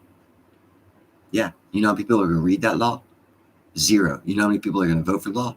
Everyone who's going to get that $5 million of cryptocurrency, that digital currency. You know who's going to have to pay the price for that? Every fucking buddy. Especially those pushing the cryptocurrency. Because you gave those motherfuckers the idea of how to sell it, how to push it, how to force it on everyone. Now none of us can buy silver, gold, houses unless the man tells us we can. And that's going to depend on a social score. Fuck that. Crypto will be around. Yeah, digital currency will be around. The format it is in right now is going to lead to nothing but death and destruction. Guaranteed. Because you get too much power to too few of motherfuckers, and they know how to use it.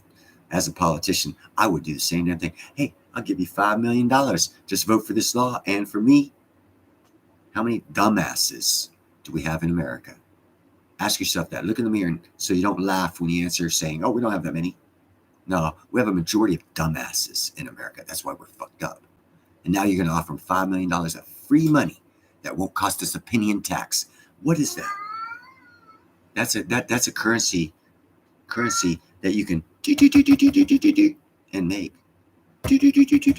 And hold on, wait. Not only can you do that, you can say, I don't want him to buy that. Slave. You gotta watch that shit, man. People don't consider the full ramifications of this cryptocurrency and how the government, it's not the cryptocurrency, people.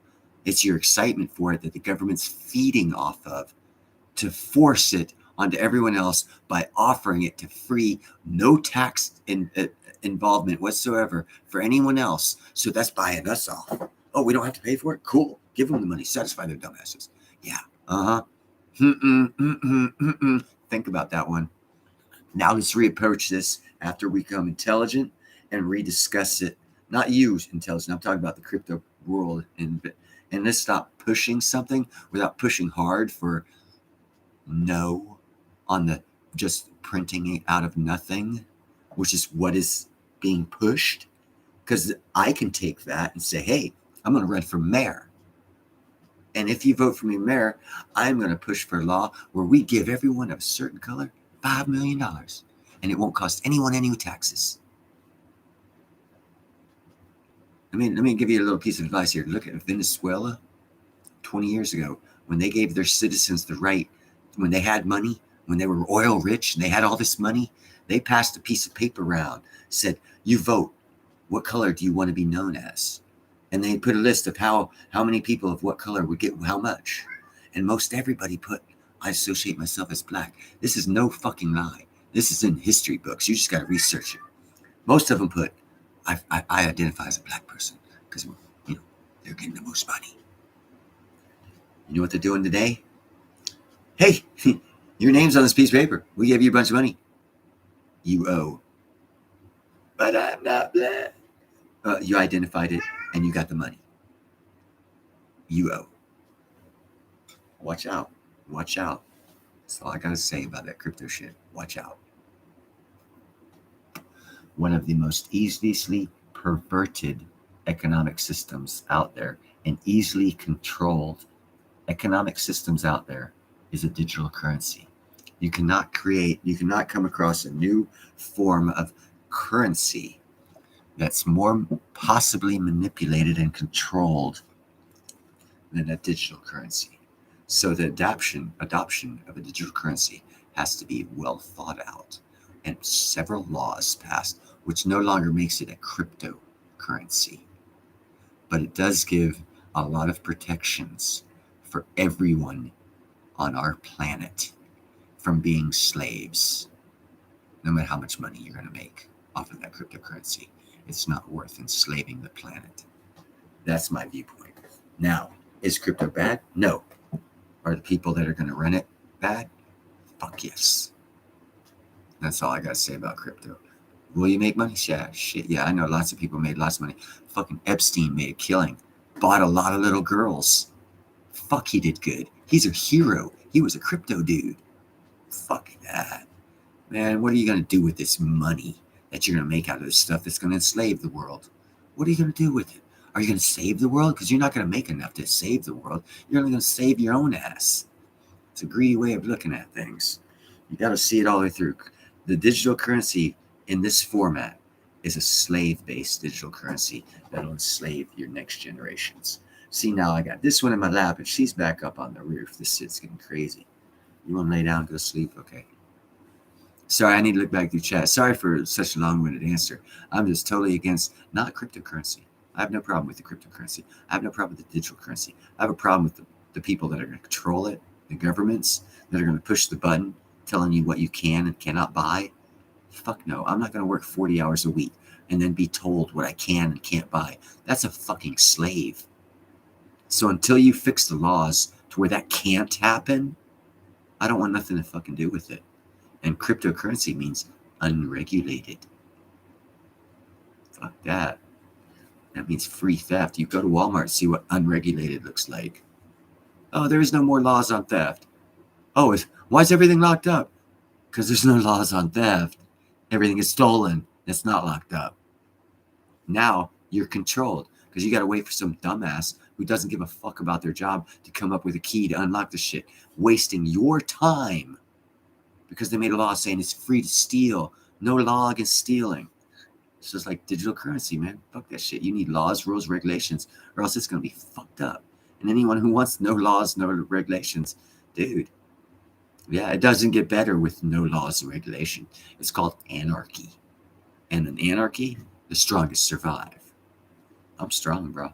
Bring it on. I'll win. I can't say that for everyone around me. And that's not what I want to be as a human being. I don't want to fuck other people so I win.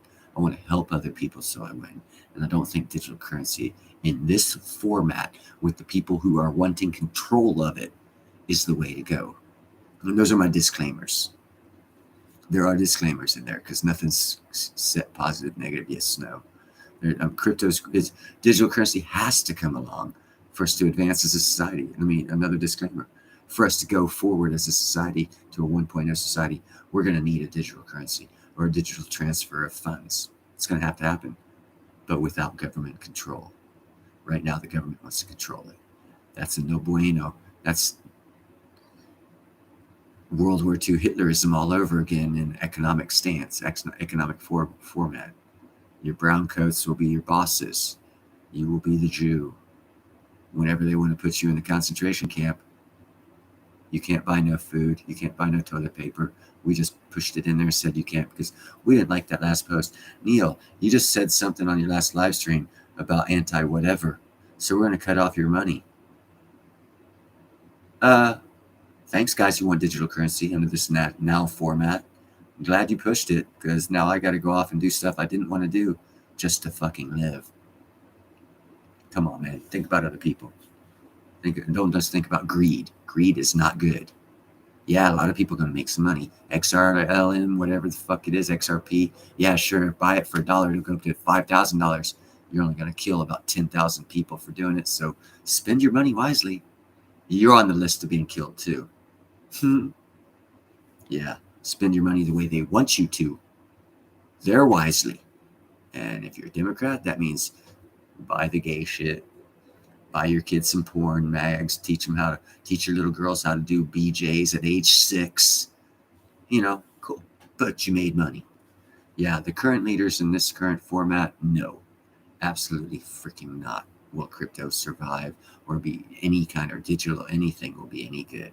And it's not the crypto, it's not the digital, it's the social problem of the leadership of the world that makes it a bad deal. It's not the deal itself, it's who controls it. And yes, crypto is controlled. It's totally controlled. Look at the charts. If it's chartable, it's controllable. Yeah, true fact. That's why they have charts, because they control shit. If it's unchartable, because they don't know what's going to happen, they don't have control of it. As is. Come on, third grade logic here. Yes, bad money does drive out good money. Good point, Wealth of Nations. That's where you got to be strong, because the bad money is the crypto, because that's what gives them 100% control of what you buy. Well, I was just going to buy this, this toy, this G.I. Joe for my great grandson. It's his 3rd birthday. Oh, but that's bad. No. You don't want to teach him about that, so you can't buy it. Buy him a girly dress. Barbie doll. We'll allow that. Who the fuck are you to allow anything with my money? Oh, but it's not your money. It's digital. We made it. We control it. It's ours. We're just allowing you to spend it the way we want you to. You're free. You want to go to their gay pride parade? No, and I don't want you in control of my money. If I work for it and I fuck myself up earning it, you're not going to tell me how to spend it. Now we're talking revolution, and that's a word I didn't want to say on this program, but a lot of people believe that way. So watch out what you push, because that's a dangerous road under this current scenario of governments that we have in a turbulent political landscape. You do not want a monetary shift up that gives the current political landscape control. You don't want that. Bet the bank on it. You don't want that. And don't think that crypto will bring a new type of that. No. What's the central bankers got to do? They're going to say, oh no, crypto's here. Oh, take all of our money and control of our money and our finances. We're dead. We didn't want to own everything. That's why we bought it all. No, really think about it, dude. Really, you got to step back and really investigate all possibilities and ask yourself, is the possible money I can make and what I'll spend it on worth my child being a slave, and my child's child and my child's child, until they're strong enough and allowed to buy a weapon to revolt against the tyrannical fucking society leaders that are buying new cars and riding around in jets and telling us, oh, well, because I'm riding around a jet, you have to go on a donkey to save the environment, but I'll ride my jet. Dumbass. You shouldn't have voted for fucking crypto, because now you're mine. No, I don't want that. Current leadership, no. We have to have a total different government system. Not even our free elected American system would I trust under crypto. Now, if we dissolve America and start a corporation where we're all shareholders, under that scenario, crypto would work, because we'd be in control. Not one person who decides he likes his son more than reality, and they find something in his room of a big house that's controlled by the public. That, of course, there's no cameras there to tell us who did it, but had any other administration, there would have been cameras there, So no, this leadership is not the leadership. I don't even want the current administration that we have in control of our fiat money, much less some fictitious thing that they can easily control us with. Because look at how they're trying to control us now with fiat money. So let's make it easier for them. Let's just surrender and pretend we're going to make lots of money. And we will. We'll make lots of money as long as we spend it on their friends' products, at their friends' companies, at their friends' approvals, because they get 10%. So whoever decides to pay them the most is who we're going to have to buy from, because, that's called slave. I don't want to be a slave to nobody. I will revolt against that. So to bring a monetary system that's digital under this governmental system of the world is to guarantee a lot of death. Because I don't have kids, but I won't have my nephews enslaved. I want them to have a chance at freedom, and to have someone make money now and have them give up that freedom so that someone can make money now. You can kind of go fuck yourself. I'll fight you. I'll fight the government. I'll fight whoever the fuck I have to prevent that from happening. So, hey, yeah, crypto will work. I mean, the fiat system worked. You need to see how many people hated that money when it happened in 1971. How many people hated it? And it only lasted 50 years. You know how many people hate crypto? How long do you think it's going to last? Come on, man. Let's get real. You guys, crypto people, you like crypto? Fix the problems of crypto first. Quit looking at how much money you're going to make as the first priority of a money system, and look at the control you're going to give up to people who will take that exact money from you after they pass their laws. Let's get smart, because if you don't hold it, they own it. And digital currency you can't hold. So who owns it? You hear about what's happening in bank accounts? The digital money that they don't even have real money for, the digital money that they don't have the real money for, they're closing people's accounts and taking that digital money out of their digital accounts so they can't give them physical cash. And you want to go to the total 100% controlled digital currency. Someone didn't think that one through and got greedy real quick, huh? Seriously, you need to reconsider that one, bro. Yeah, you can make money. You can listen to all these crypto people you want. And just like Rick Rule, Bill Holter, and fucking Lobo, they can be wrong. Just because they're wealthy and making money don't make them right. Just because you see them on YouTube talking shit don't make them right. Think it through. Be free.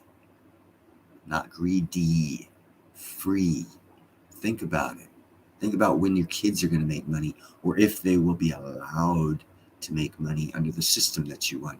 And then put on the pretty rose-colored glasses and say, yes, all politicians will be godly people, and they will be so fair and not controlling. Hold on. When the fuck have we ever had that? Oh, so we're living in a fantasy world. Yes. Digital currency in this time in history is a fantasy. A fantasy of 100% control and slavery of everyone who accepts it. And you can't tell me otherwise. You just can't. And quite frankly, it won't succeed to begin with, because I can go, where is it? 1, 2, 3, 4, 5 blocks down, 2 blocks over, there's about 200 homeless people. Not a fucking one of them has a phone. How are they going to buy food? Yeah, that's the problem. They do have credit cards, though, the EBT and unemployment give them. It's not digital, it's actual credit card. And it gets deducted from their account that they have until it runs out or whatever.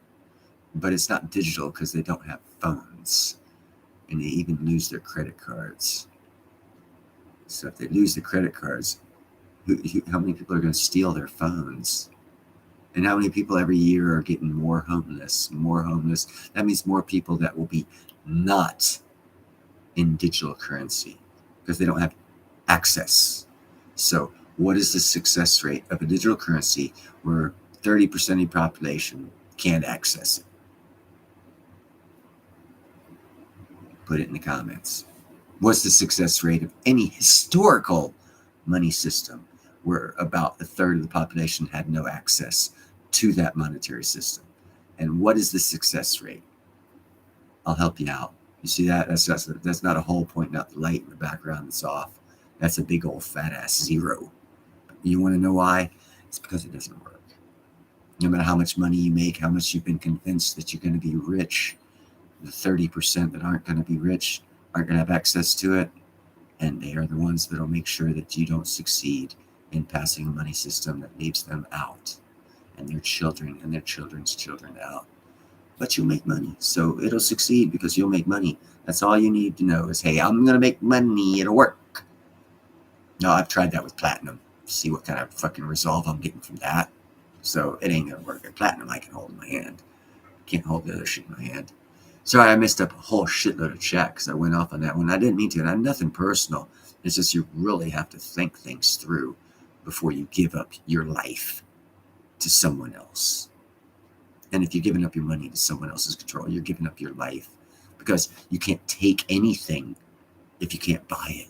You can drive your car to it runs out of gas. But if you can't buy any more, that's where you're living until they come pick you up, because you didn't have access to money, because they shut you off, because they didn't like what you said online.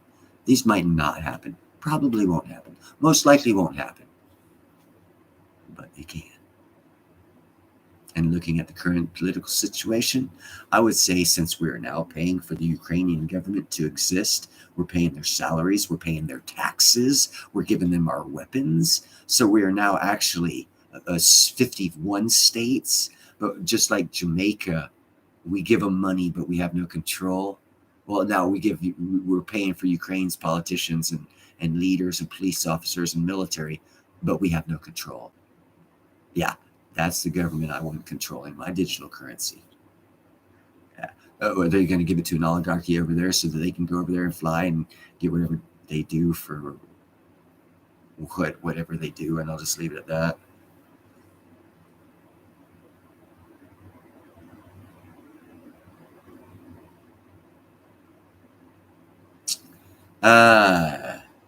Yeah. I have yeast and flour.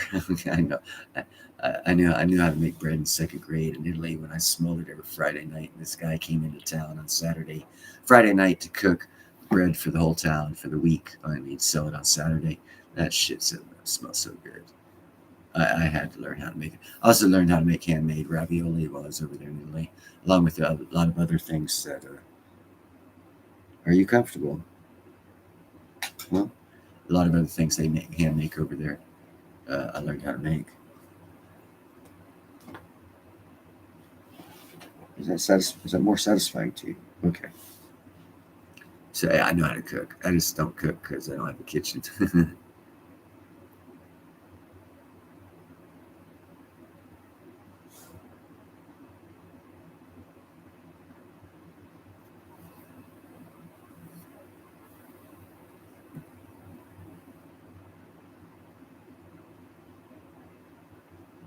And that's actually chicken rice soup's easy to make, and it's very nutritious for you if you make it yourself.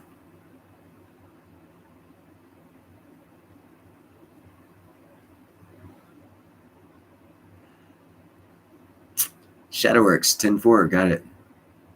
That's exactly what happened.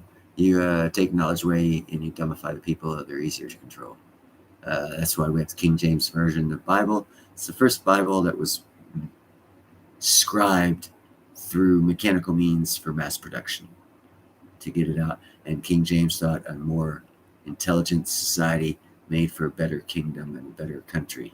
So he made sure people got literate and learned how to read and write and brought us up intellectually, evolving the intelligence of the pauper or serf, whatever they call them at that time, by bringing education to them on the simplest of levels. And that's a historic fact.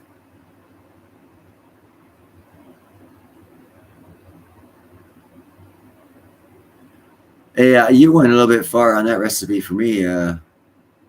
I do simple meat, bread, make the ravioli, put the meat in the ravioli, fold it, pinch crimp it. Now they've even got a little machine you can roll, so you don't have to pinch crimp it. But back in the 73, 74, when I was making it in the Italian town I lived in with the neighbor, we didn't have any of that shit. Actually, they didn't even have electricity. And 110, there was 220, and they only had like one plug per house because, well, it was 1970 in a small town in the smallest island of Italy, so it wasn't that advanced.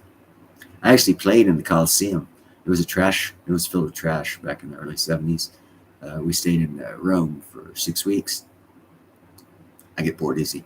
And me and my brother went down to the Colosseum, and nothing was blocked off. It was just big piles of trash.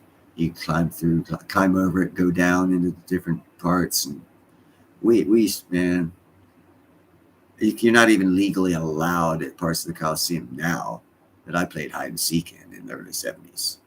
Same with a Roman fortress on Sardinia, just northwest of Santa Teresa. There's an ancient Roman fortress right on the water. Beautiful place. We played hide and seek in that too. I actually had a bathroom accident and used my underwear as a toilet paper there and hid it in that fortress. So I'm sure the now modern day archaeologists are like, "Oh, this must be 200-year-old poop. It was right up underneath the main stairs. It was where I was at, and it was far away from the house. So, but yeah, now they don't allow people in there too because it's a historic site. And if you ever go to the Leaning Tower of Pisa, proof is in the pudding. Go up to the top of the Leaning Tower of Pisa, count down 7 steps, and on that 7th riser, you will see inscribed, scratched in here, I'll even draw it out what it looks like because I know it's there. I put it there.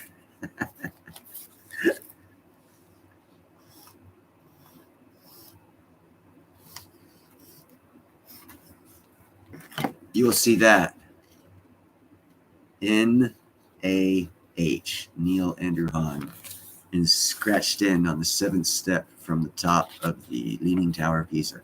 Because when I was there, they didn't give a fuck. There was no safety. They didn't care. They said, go up there at your own peril. So we did. And because no one was watching us, I broke out my little knife and said,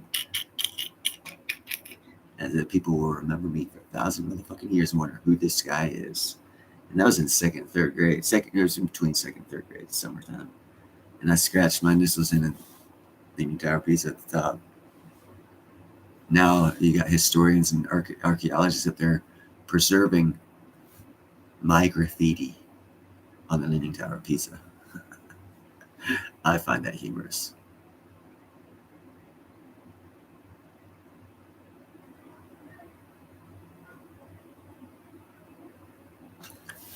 Okay, baby, you got to get up here for a second. Go ahead, jump. There's some activity outside. I got to go check it real quick. Some people are being loud. It's dark. I need to find out what it is. Give me 30 seconds. I'll be right back.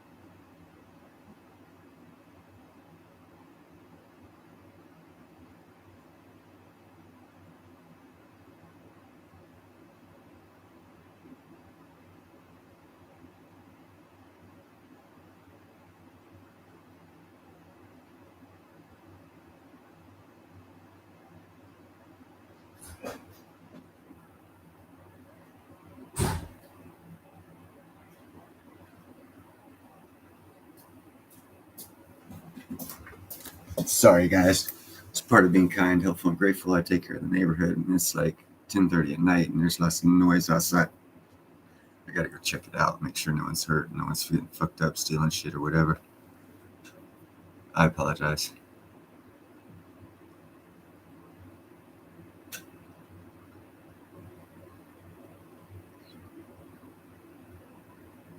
Yeah, no, Shadow King James is around the time period where the printing press was invented, and he started having the Bible mass produced to give to the masses for literacy and, of course, to follow God's law.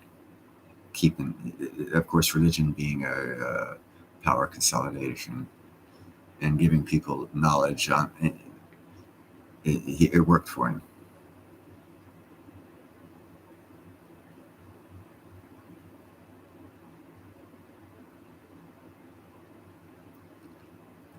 Yes, thank you very much for showing up, Gerald. I do appreciate it.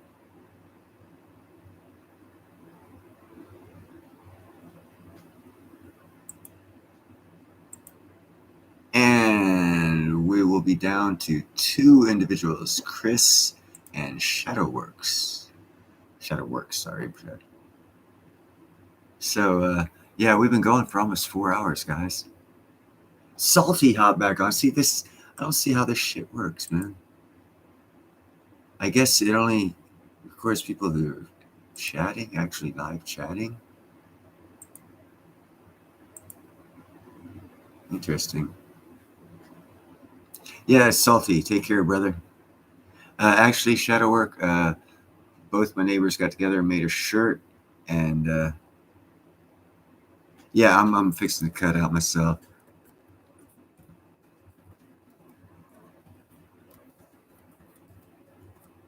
And that's what's written on it. It's not Neighborhood Watch. It's Neilborhood Watch. I got a gray shirt. I'll wear it next live stream. All right, guys. Peace out.